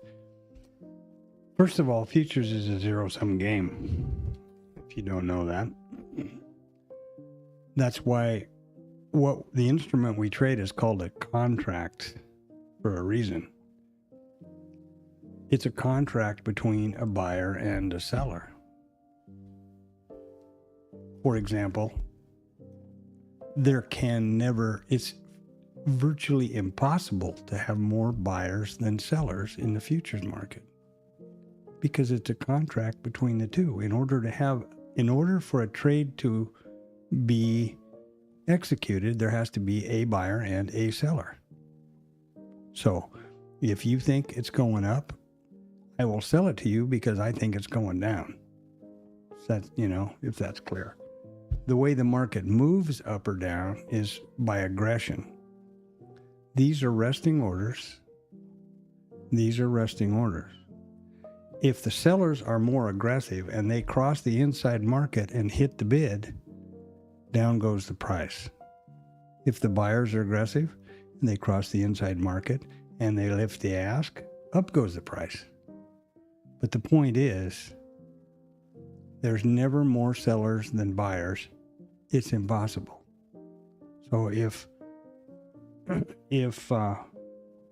now be clear, I'm talking about in traded trades. These are, of course, can be a big skew. Look right here, the order book, you've got a tremendous amount more buyers than you do sellers over here in the resting liquidity, or whichever that is up there. I don't even know, to be honest with you. How stupid is that, huh? But in terms of executed trades, like the tape, can never possibly be more of one than the other. And because it's a zero-sum game and there is always a seller for a buyer or vice versa, why do you suppose the market goes up to go down and goes down to go up? Easy. Down to go up to go down to go up to go down to go up to go down. Think about it for a minute. Let's look at this chart right here. Or let's look at today. Okay? All of this selling right here. Well, that's not a good example, actually, because we started the day over here with all this buying. Now, for every one of those contracts, there was a seller. And who in your imagination would have enough money to be acquiring, selling?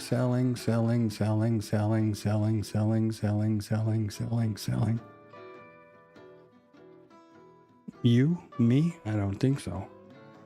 In my opinion, it's a higher time frame. And how are they going to make money? And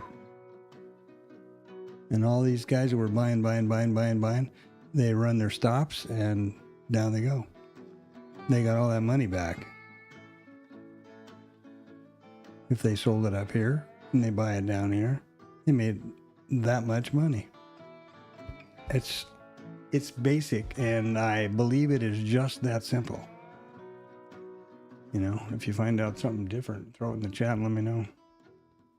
That's a little, you know, just sort of a general overview, but one of the reasons, some stuff that's important about futures, I believe.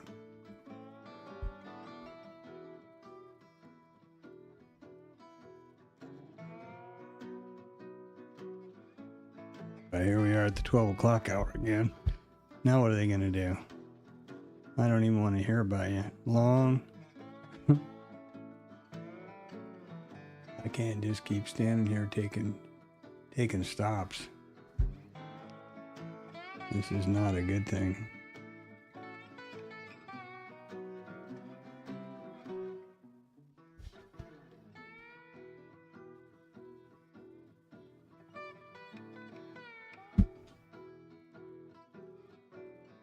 So we're probably going to get a short trigger right here now. Again.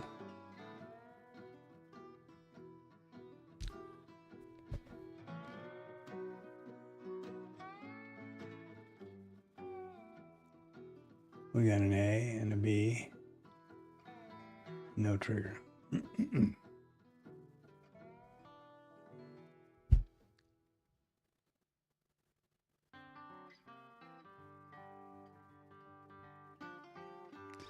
But I'm not going to deal with this double POCs here. And no range, you know, there's no meat on the bone. In my opinion, of a range requirement, in order for a valid statistic, you know, a system valid entry, I have to have an unobstructed path to the first risk neutral scale, and there is not so here. There's value area low, there's something going on over here, there's a developing, there's the IB low, there's the mid, there's close. So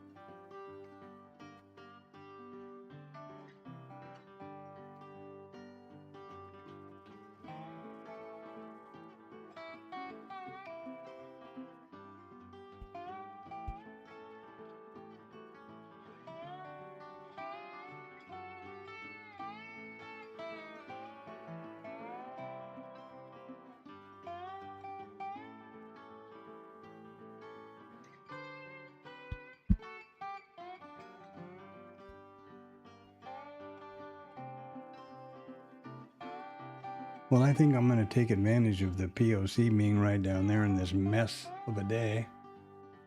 And as they say, if you want to get out of a hole, the first thing you need to do is put down the shovel and stop digging.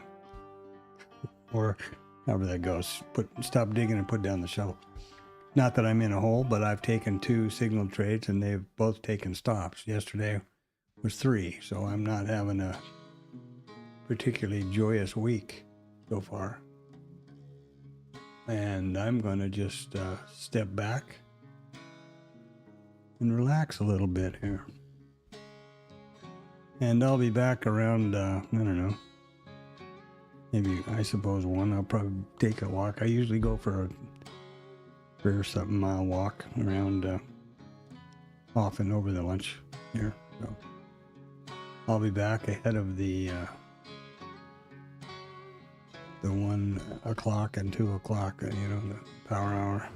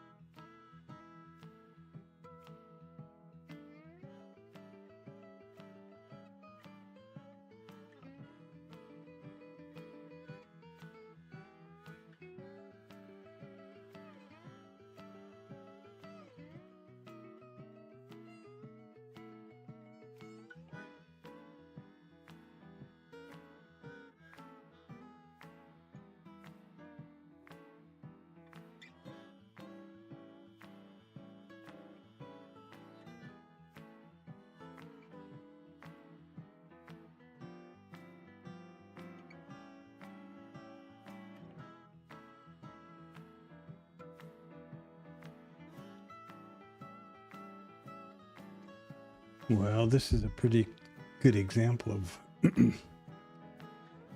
a chop fest.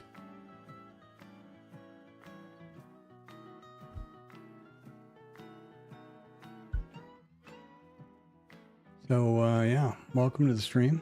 Smack a thumbs up and a like on your way by. Subscribe, that'd be great. And I will likely not take any more trades today because it's just this Davos thing is going crazy. And so far I'm 2 for 2 or 2 for 0 or whatever, however you say that. I don't know baseball stuff. Took an IB continuation trade right up here and stropped out, and the same thing on the bottom side. So I am going to stand by and see what happens next.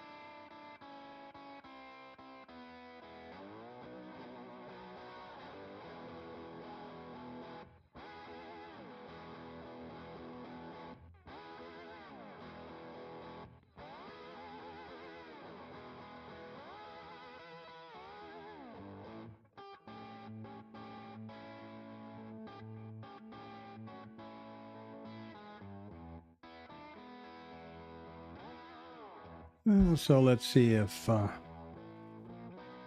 just don't see anything exciting going to happen here in the next. We'll see what happens at the power hour, top of the hour. I'm going to get back to my exercise.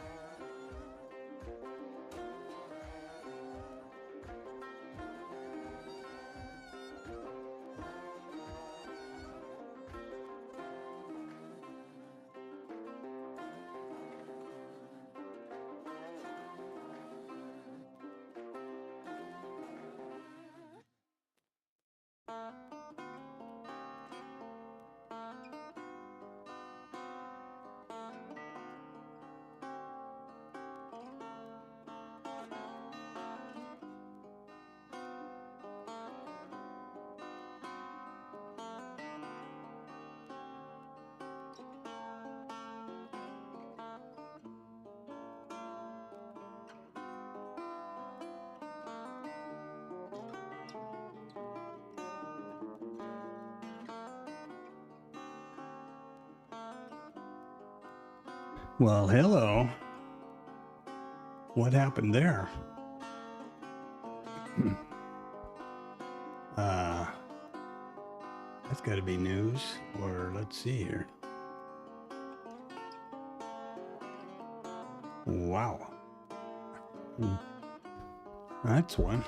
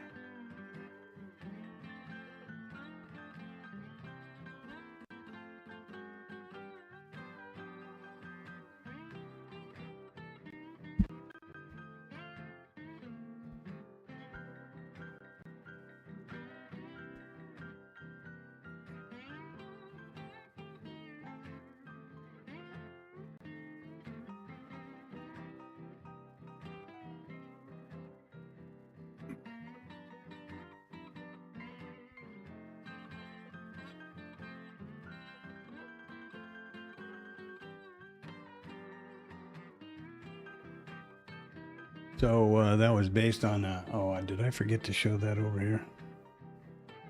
I'm sorry. That was based on, that big pop is based on this. So after all that bluster, there's not going to be any tariffs or in a framework agreement for Greenland. So fortunately, common sense has prevailed, I would hope. So that's really great. It's a shame, and isn't it weird that all of the craziness has to happen first? You know, I mean, it would be nice not to have that be the case, but I guess beggars can't be choosers, as the old saying goes. Well, I'm glad I wasn't short. It would have been nice to have been long, but, you know, there you are. Timing is everything. So we are, this is today's, so far this is the RTH high. Current was previously, now it's up here. And this is not really anything to get super excited about. I'm going to be sure and remember that. Oh, wrong. Sorry, wrong tab. This was yesterday. Here we are today. Long way to close the gap, but I'm not belittling or downplaying the fact that this. I'm so glad that common sense is apparently going to prevail here. That would be great.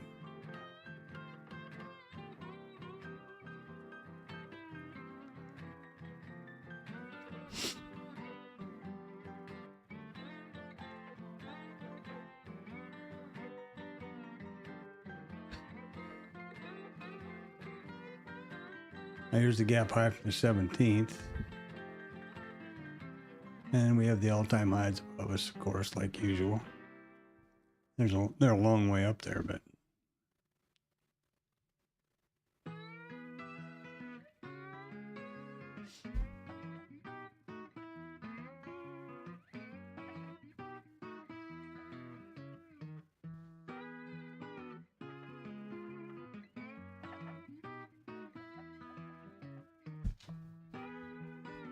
Yeah, that's really great.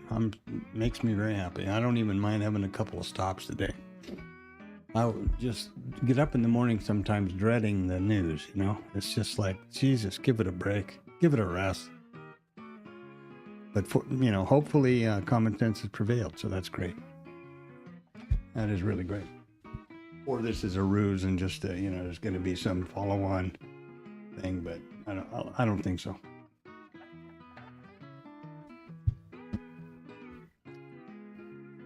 And this, incidentally, is not a time when you pick a top and try to, short it.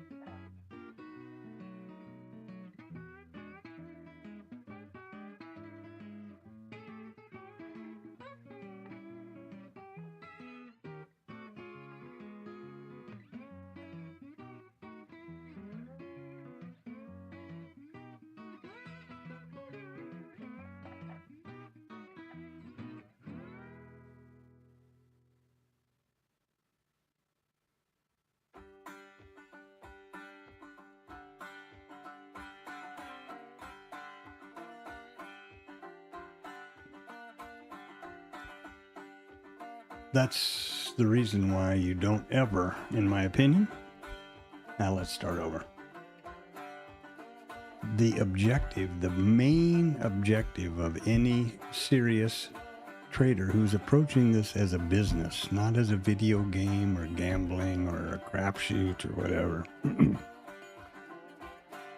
Your primary objective is to preserve your account and then to grow it, by compounding.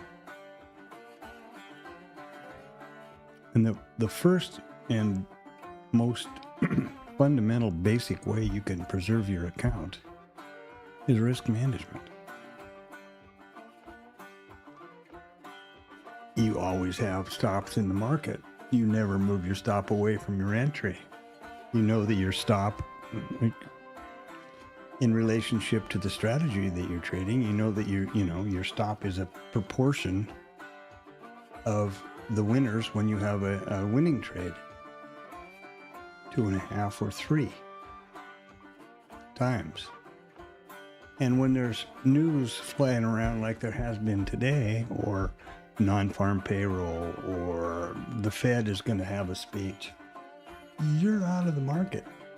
Because that is a risk you cannot control. And if you were long, let's pretend you were short right here. Hey, you didn't have a stop in. Here's where you saw it. That's 25 handles. Or you had a stop in. It's going to go blowing past you and you're going to get all kinds of slippage. That's just my opinion. Of course, this is my journal, so, I'm talking to myself here. But risk management is the key thing. That's it.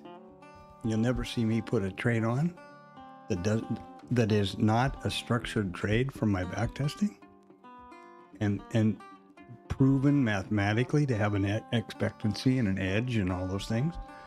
And I always, I put the trade on at the signal, the criteria, and put on your helmet and see what happens. That's all there is to it. That's all you can do. Because the outcome of the next trade is 50-50 and it's a random environment.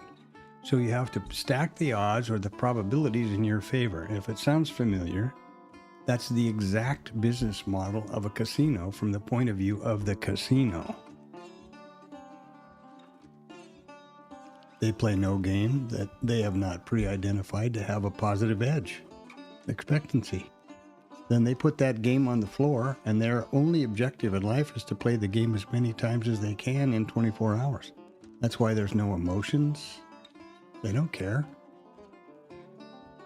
It's like a carnival, They just want you to play the game because they're relying on the law of large numbers to manifest their percentage edge or their expectancy to the bank, to their account.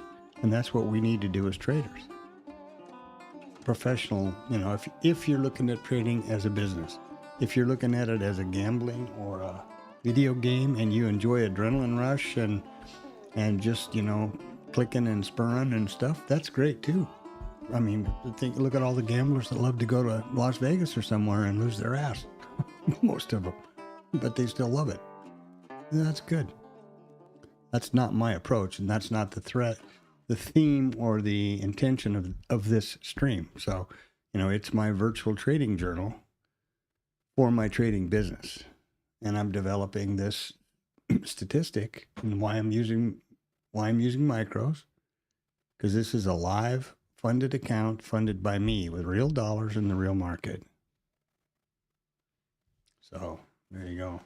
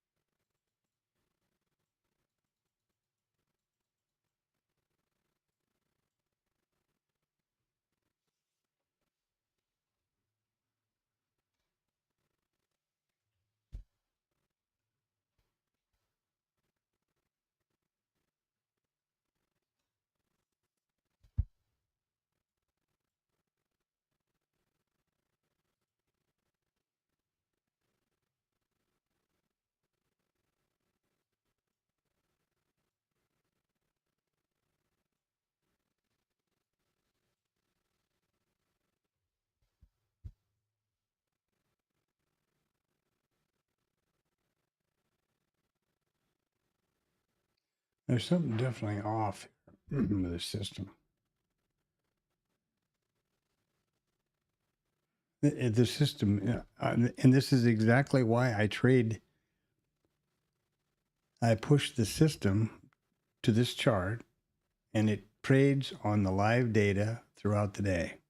This is forward testing after the back testing. Now, this trade is not in the correct location. There should be no entry there.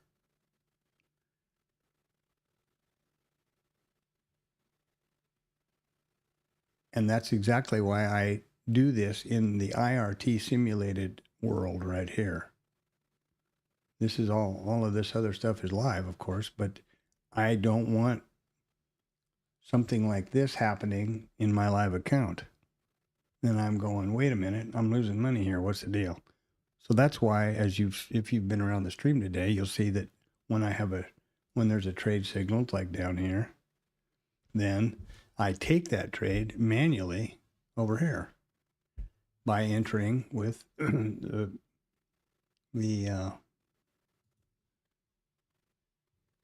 I have selected both and I have the micro, where'd they go? Multi-brackets selected. And come on. This is the multi-bracket selected for the 2-lot risk neutral package. And I've got Execution Pro down here to trail to break even when T1 is hit. So there you go. And these are both live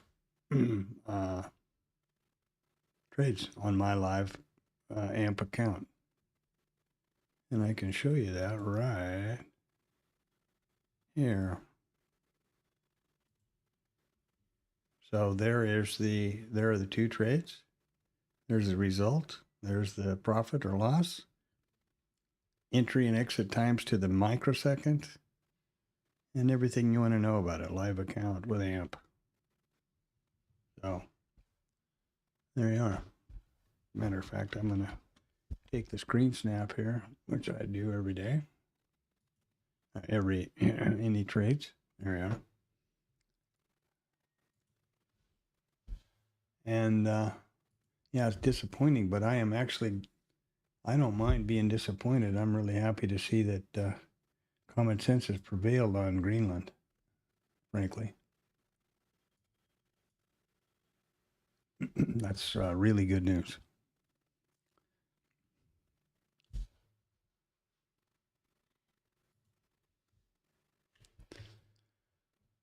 But this trade is not correct. This is not a correct entry. It went short and scaled and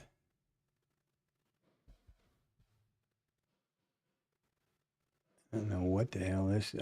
But I'll have to go back. I'll show you when we go over the back testing how I dig into these.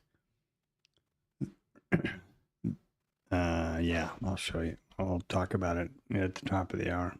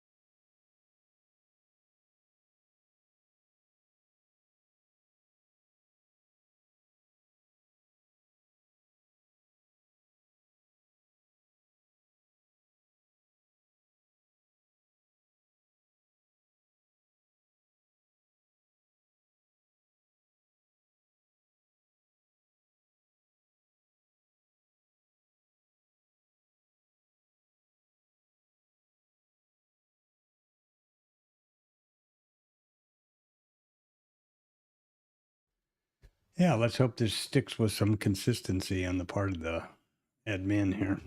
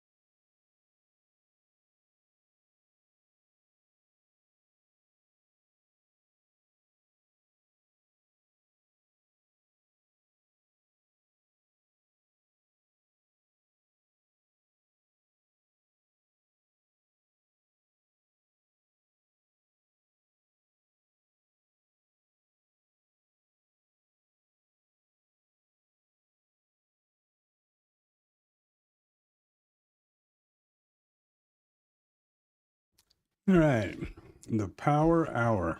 Well, let's do the usual here. First of all, I approach trading as a business, not a video game or gambling, like I was saying a little bit ago. And what I mean by that is that, and no epiphany of mind, but having studied Jim Simmons, Dalio, Tudor Jones, Tom Sosnoff, Tom the Trader, virtually any successful professional trader that you want to look into, you'll find that they come around to talking about approaching the market, which is essentially random, from a point of view of probabilities.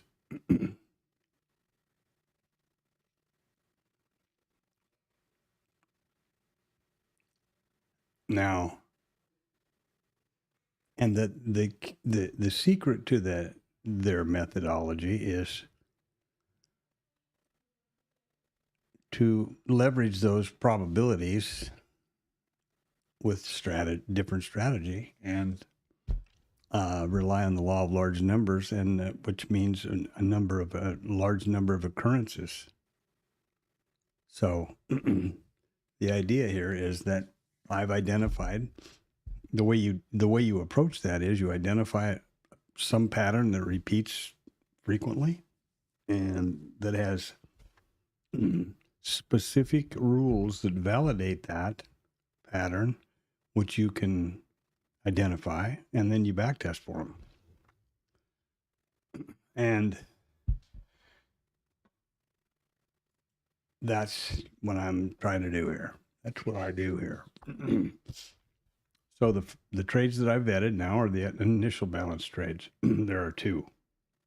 It's the initial balance high, initial balance low. We can have an initial balance continuation, initial balance failure.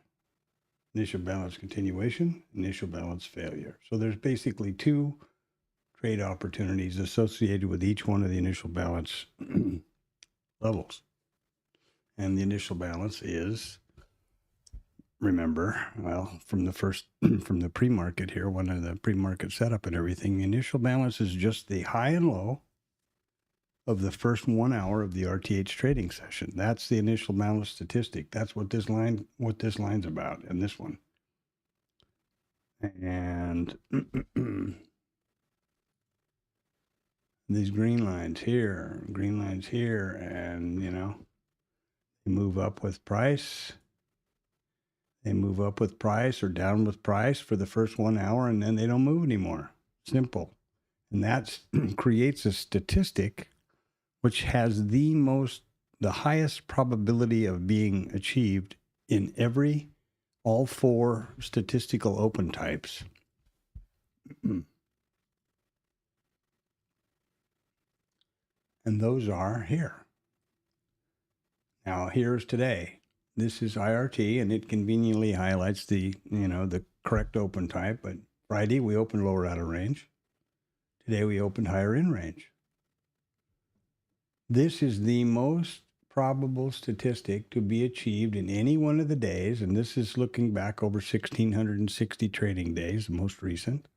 You can go further back, and it doesn't change much. And what this means is that today, for example, there was a 97.7% probability that we would achieve the initial balance, that at some point between 9:30 Central Standard Time and 1600 Central Standard Time, the initial balance, high or low, would be revisited by price at some time in that period of time. That's the statistic. There you go. Now, taking that further, what I've done is I've put together these rules, which, and I apologize, I'm not the most creative naming person here, but there's an A. And then the second rule is a B, and the third rule is the trigger. I only have 3. I believe psychology has proven that, come on, the more complicated we try to get things as humans, the quicker we fall over and just default to the most likely, you know. So if you have a big 10 or 20 point checklist that you think you're going to go through before every trade, that's a high probability it won't work very well. So this is 3. There's an A for a failure. So here's the IB low, IB high. So the price comes down, takes the A. Trades around, comes up into the pullback zone, creates a B. Flushes around, takes a trigger, gets long. That's, and the opposite for the IB, that's an IB failure, IB failure, IB continuation, IB continuation. That's it. Those 2 trades or 4 trades are what are represented here by these rules specifically. And in order to properly vet a trade and have it be statistically meaningful, you cannot use any deviation or discretion.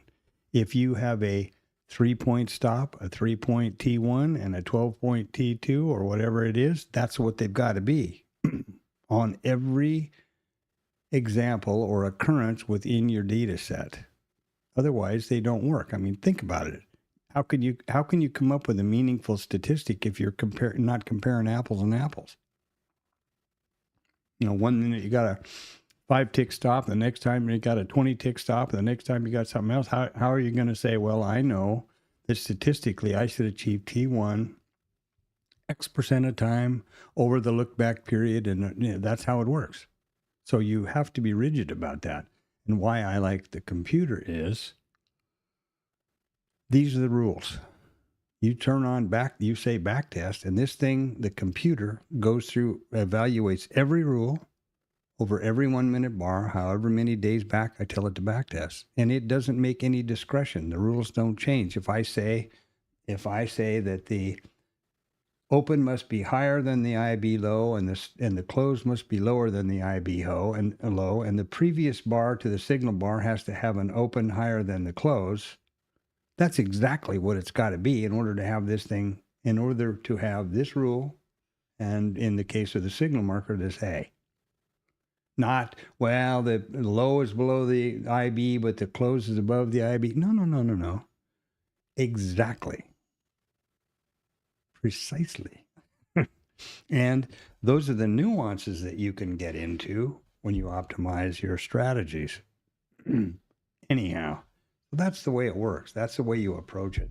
And I learned quickly after realizing that stuff. And once again, this is not just something I dreamed up. This is statistical fact, statistical methodologies, and a compilation of kind of being amazed. Wow, these guys all think the same way about that. They all approach the market the same way. It's pretty incredible. And they're the most successful traders and hedge fund managers in the world. That's another pretty handy point. So after realizing these things, I also realized there's no flipping way I can scroll back through all these, chart after chart after day after day after day, and absolutely accurately evaluate. That's why I came up with these custom indicators. I tried to do it without them, and I'm going, hell, there's no way I can tell where this stuff is.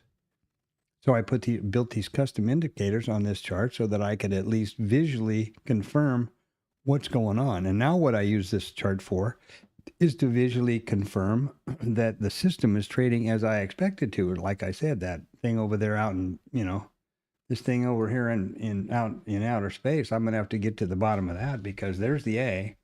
There's no B involved. We never got to a B.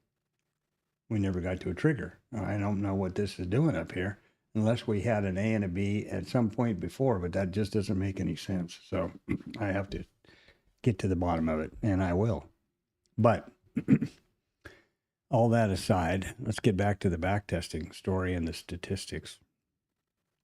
So the way I backtested is these are the rules. I have chosen 1 minute periodicity.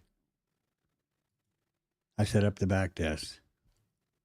I'm going to backtest 500 days, 2 contracts, MES,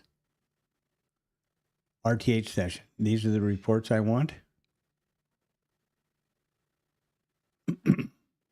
Now, how long do you imagine that would take you to do manually if you could do it accurately? I have no idea either. But here's what happens when you tell the computer to do it.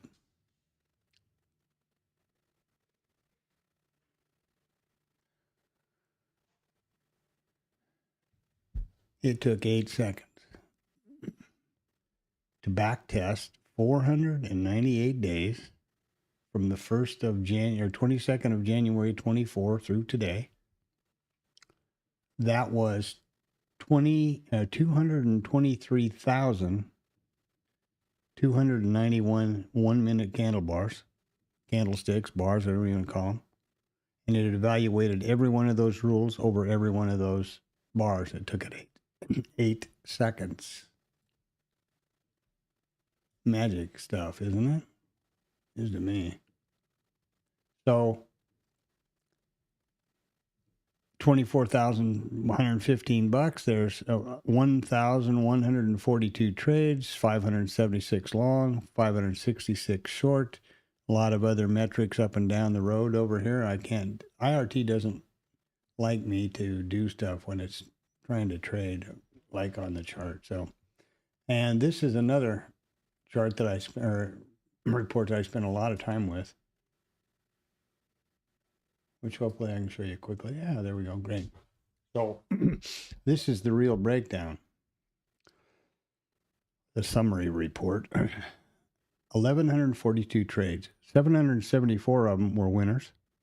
218 were losers. Average winners 34.77. Average losers 12.84. This particular setup, when T1 is achieved, the stop trails to entry. So there were 37 winners consecutively and 6 losers. Think about that for a second. There's a 2.71 win to loss ratio average, and it's a win rate of 67%. Now, this is a real important report also, if you get into this ever. This is a printout of these exact entry and exit outcomes and profit or loss for each one of the 1,142 trades taken since January 22nd of 24. And there's a specific time, there's the entries, the exits, T1, T2, and the results. So I told you I can go back and see what exactly has happened to this trade over here today. I can go back and look at that exact in a split second. I don't know whether this will work. Oh, there we go.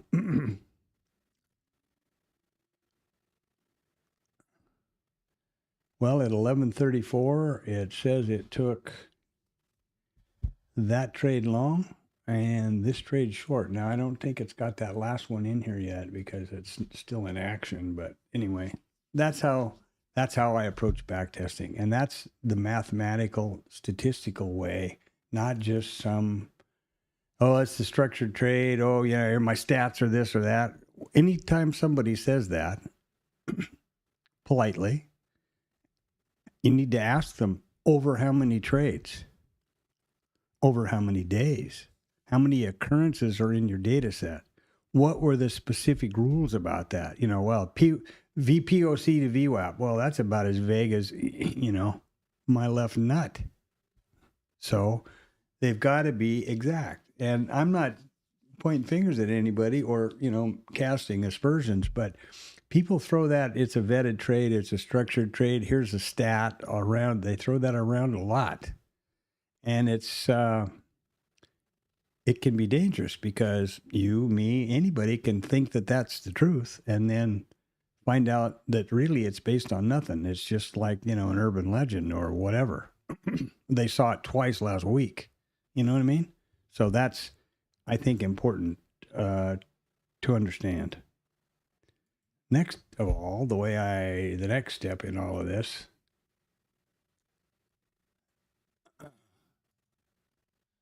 is to take us here.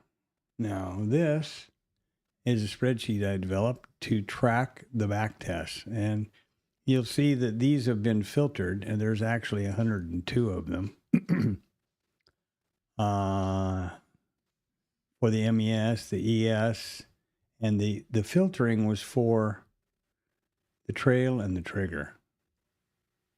Because I realized that when we achieve T1, here we go, stop, T1, T2. Oh, by the way, 21 days was December. These are 495, 498 days. I haven't done any back testing this week yet. I was burnt out. So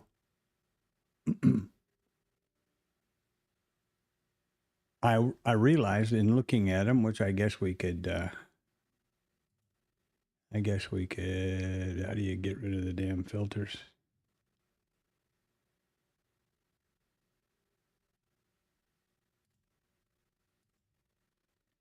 What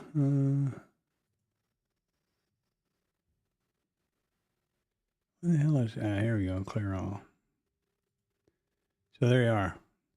Those are all back tests. Each one of these represents a complete back test over whichever instrument it is and whatever. And these are just MES. If I filter and show you ES, it's even in almost twice as big. And the way I do these is varying variables here on the setup and the triggers to try to identify the most optimum setup. And that's where I came with the 12 ticks and clear and 12 ticks and entry 0. There we are. There is a 83% win rate. Oh, never mind. That's wrong. That's December. 57 or 60, around 54% win rate in this particular one. This was, I'm sorry. This is 36, 36, 12. What we're talking about here is 12, 12, 48, which is a standard risk neutral two-lot package that I describe every day. And then when we achieve T1, when price achieves T1, it trails to break even. It trails to entry, which is indicated by 0, because this is plus entry, right? Trail plus entry. Okay. So this is the basic setup, which I do every day and have traded twice today. 74% win rate. 25% loss rate. Expectancy is 17, 19, and 98. R factor is 1.41. I'm sorry, I'm dyslexic. Risk to reward is 2.5, 2.5 to 1.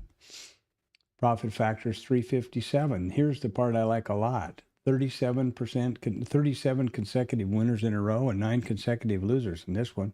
And it is the second or third highest profit over 495 days, trading days. It's the same over here on just 21 days. So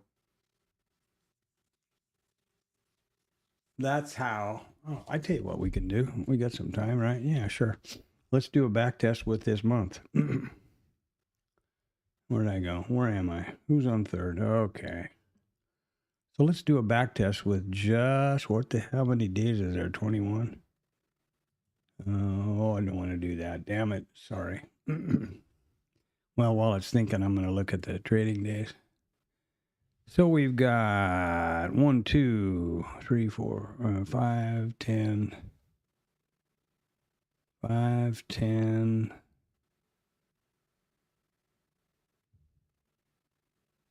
14 trading days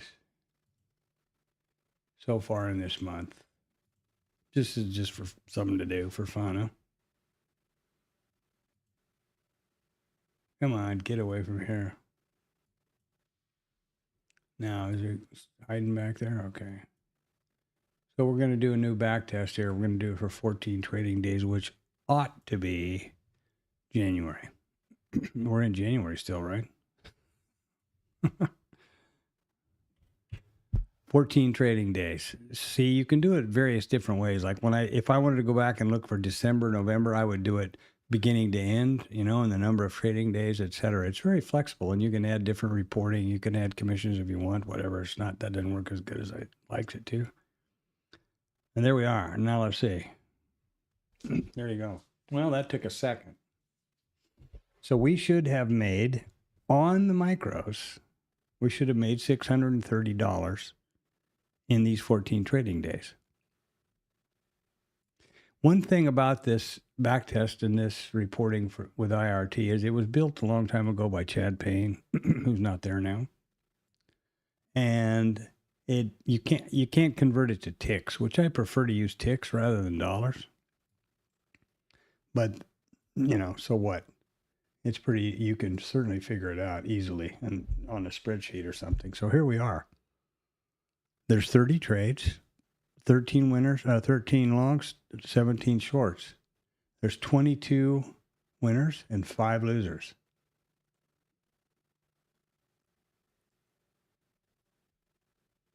$31.25 and $11.50. 12 consecutive winners and 1 consecutive loser. Now, I am living testament that that's not the case, but I'm not the system, right? So there is a problem, and I've talked about this in other streams, with me seeing the setups on the system and getting back over here and entering the trade at the right spot quickly, whatever, because I do them manually. But these are the results I should expect. And instead I'm almost opposite to that with live trading. So that's something that needs to be addressed. But this tells me that I am on the right track, right? I have a proven, and now we could go enter this in that Excel sheet if we wanted to, and we would know what the expectancy and the R rate and all that stuff was.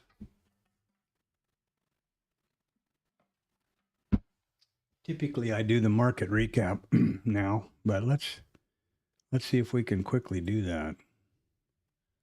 Okay, what I'm going to do is I'm going to, where the hell they go? Come on. I'm going to take these 2 reports off to the bookmap side of life over here so that I can see the 2 of them together. And then I'll enter the data, right? So you can see what I'm talking about. And I'll close this off just because of the wonderful things it does.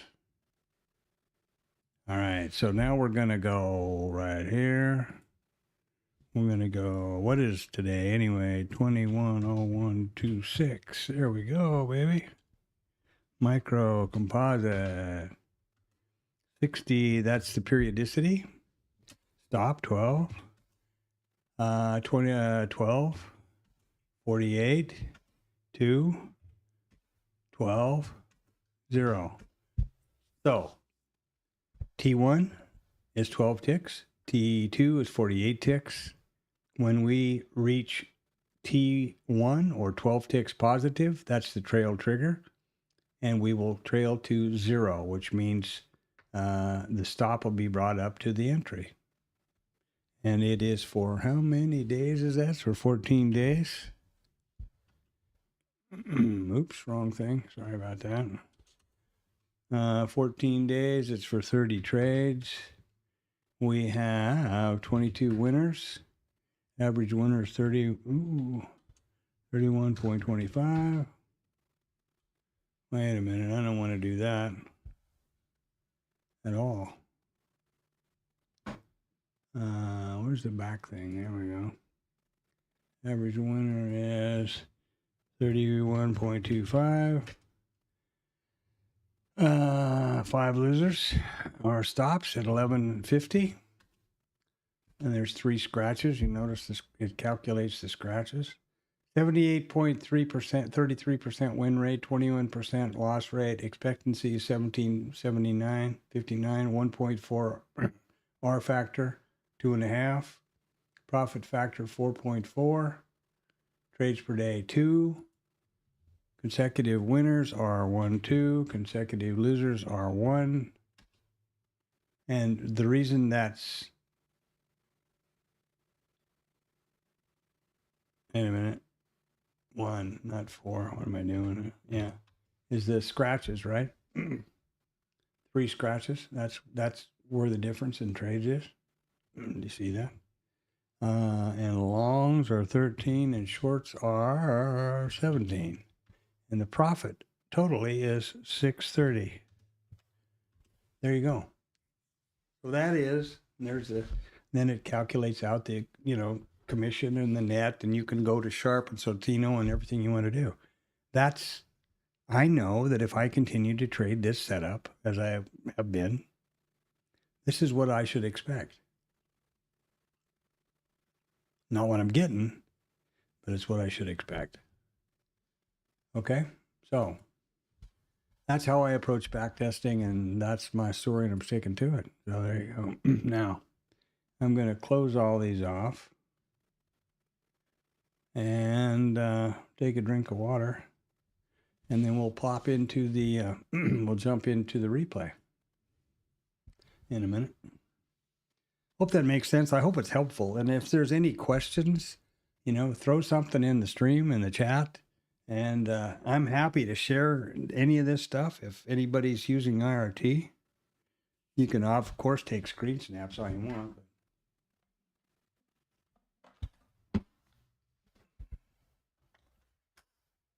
But anyway, there you go. So now let's see, where the hell am I next? Ooh. I hope I had that on the right window that whole time. Boy, that's going to be irritating if I did not. I can't go back and look, but let's hope so.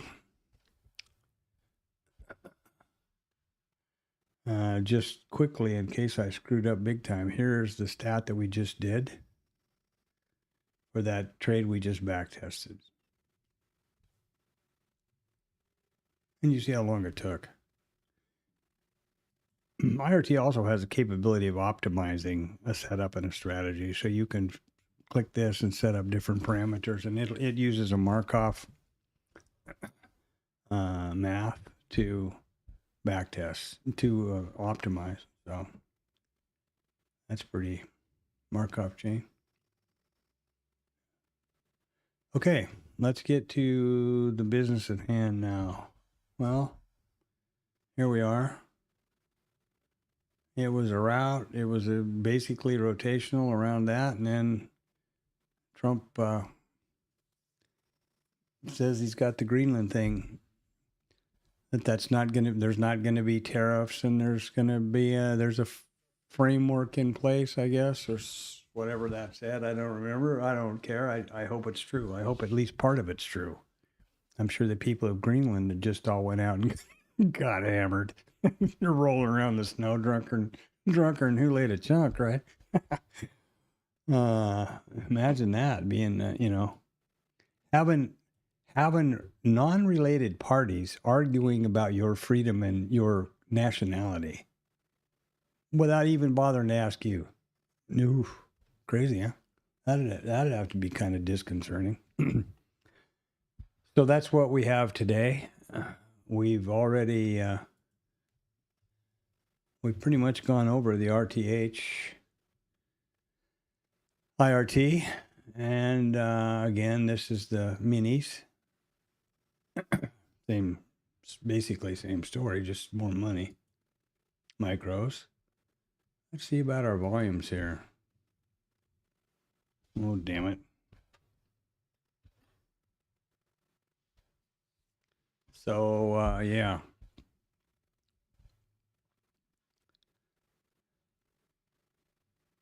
dropping. No, it's coming back up. The ATR dropped.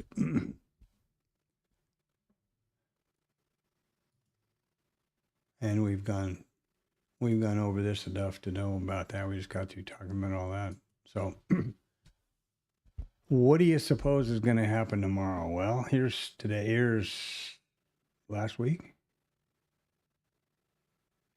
yesterday, today. Will we continue on? This Davos goes all week, if I'm not mistaken. So, and you never know who's going to say what, and as much as I hate to say this, I won't say it. I don't want to jinx the good news.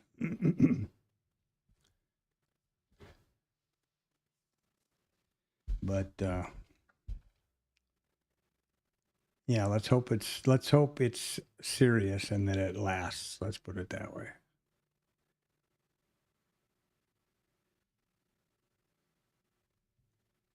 So, moving on to the news. As you know, I have two news sources, or you may not know, but I do. Investing.com, and they're both free. That's why you see all these ads flashing and flying all over everywhere. And I'm sure they'd be really happy if you paid them. I approach this that I want to have anything I use on the stream be as accessible by everybody as possible. I pay for, and you have to pay for Bookmap, and you have to pay for IRT. But, you don't have to pay for this because this is the news. And I don't even worry about flashing and bashing going on the sides over here. So that's not a thing for me. Let's look for tomorrow. This is, by the way, this is investing.com. It's free, as I said, and you can filter it to any time zone reports you want to see, wherever. Well, if you're in Kuala Lumpur and you only listen to the Nikkei, then you can do the same thing. No problem. Quite a bunch of numbers coming out tomorrow. We've got PCE.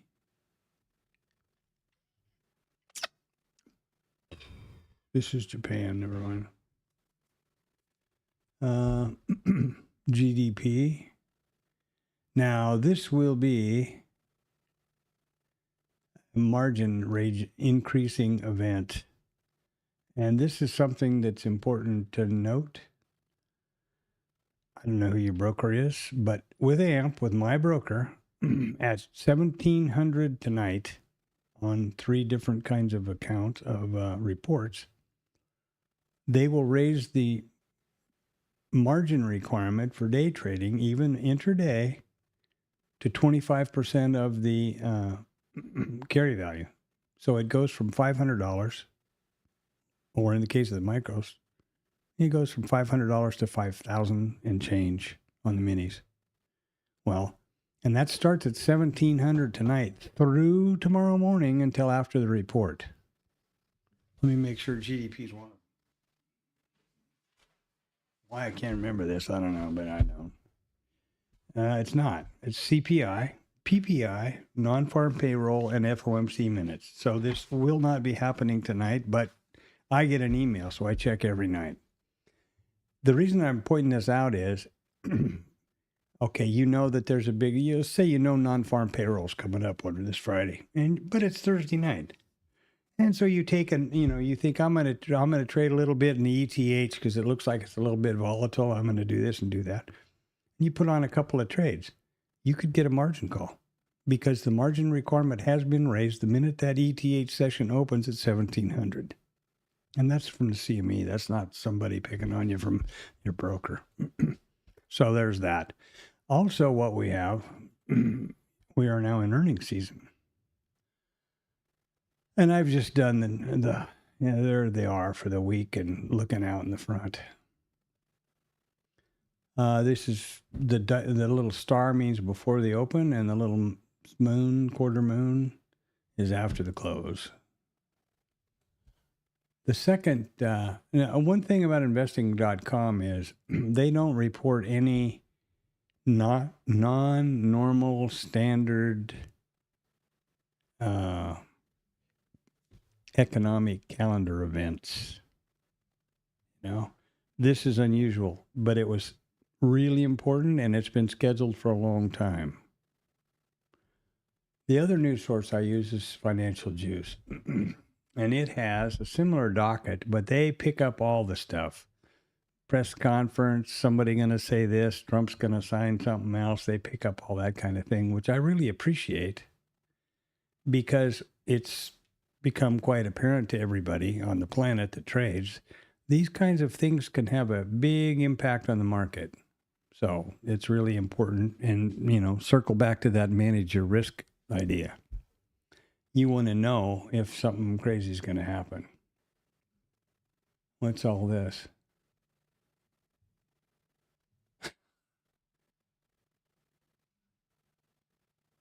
Okay.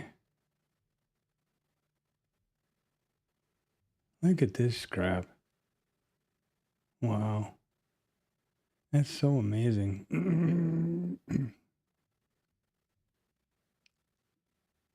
Really, really interesting.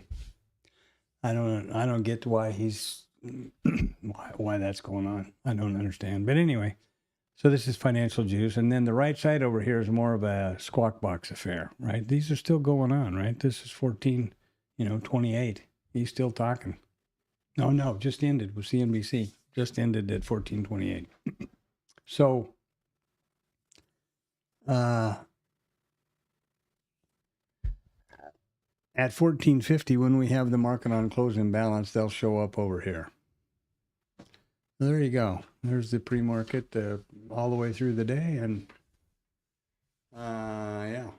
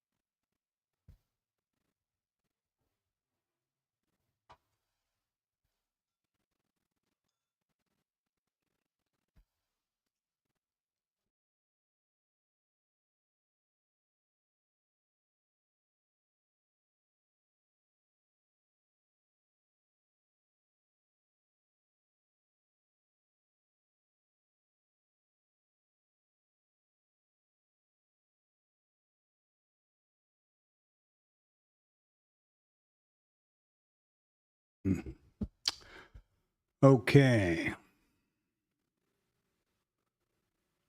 So we're going to have the market on close in about a minute and a half or two, I guess, 2 minutes. That's the market on close imbalance orders. Yesterday was really low. I think the lowest I've ever seen it, like 57 million. And day before was almost 2 billion. Imagine 2 billion ES contracts.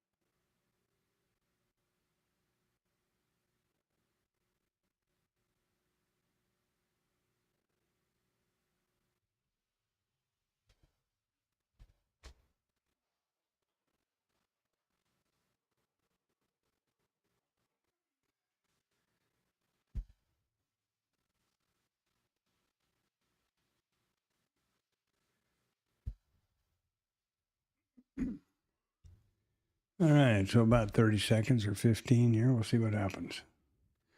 Keep an eye over here if you see any big bump. This is quite a confusing day for me, boy. Bunch of new stuff today.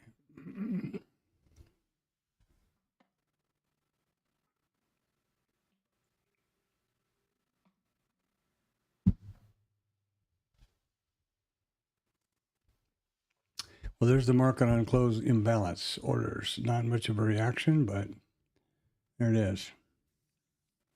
That used to be pretty violent.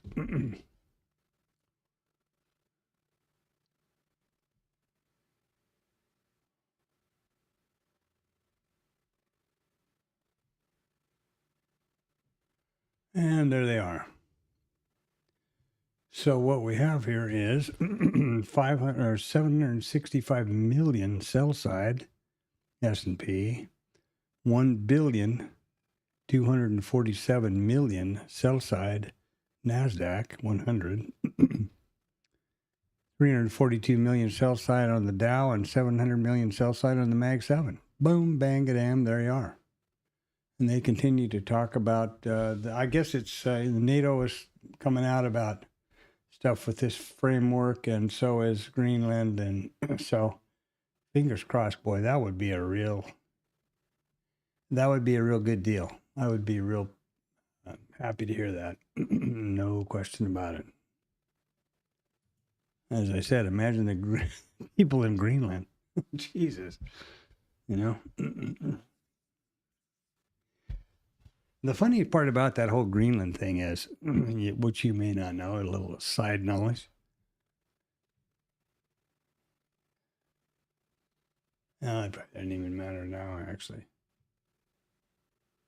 There's been a treaty in place since 1951 with Greenland that says essentially America can go there and put as many military forces and stuff down on the ground as they want, without it, only let us know first, and then we'll help you. At one point, America had 30 bases there. They've closed them all down but one.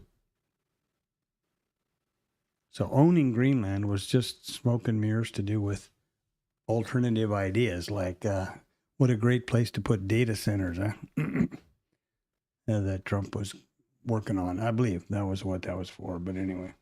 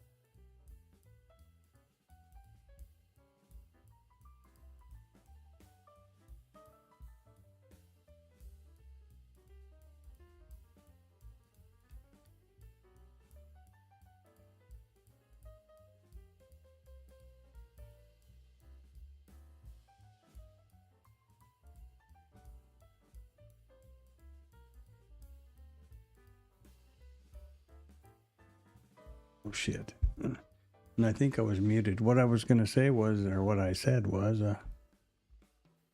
be sure you take care of yourself. Stay rested, stay hydrated, and remember that you need to be on your A game. Fit, sharp,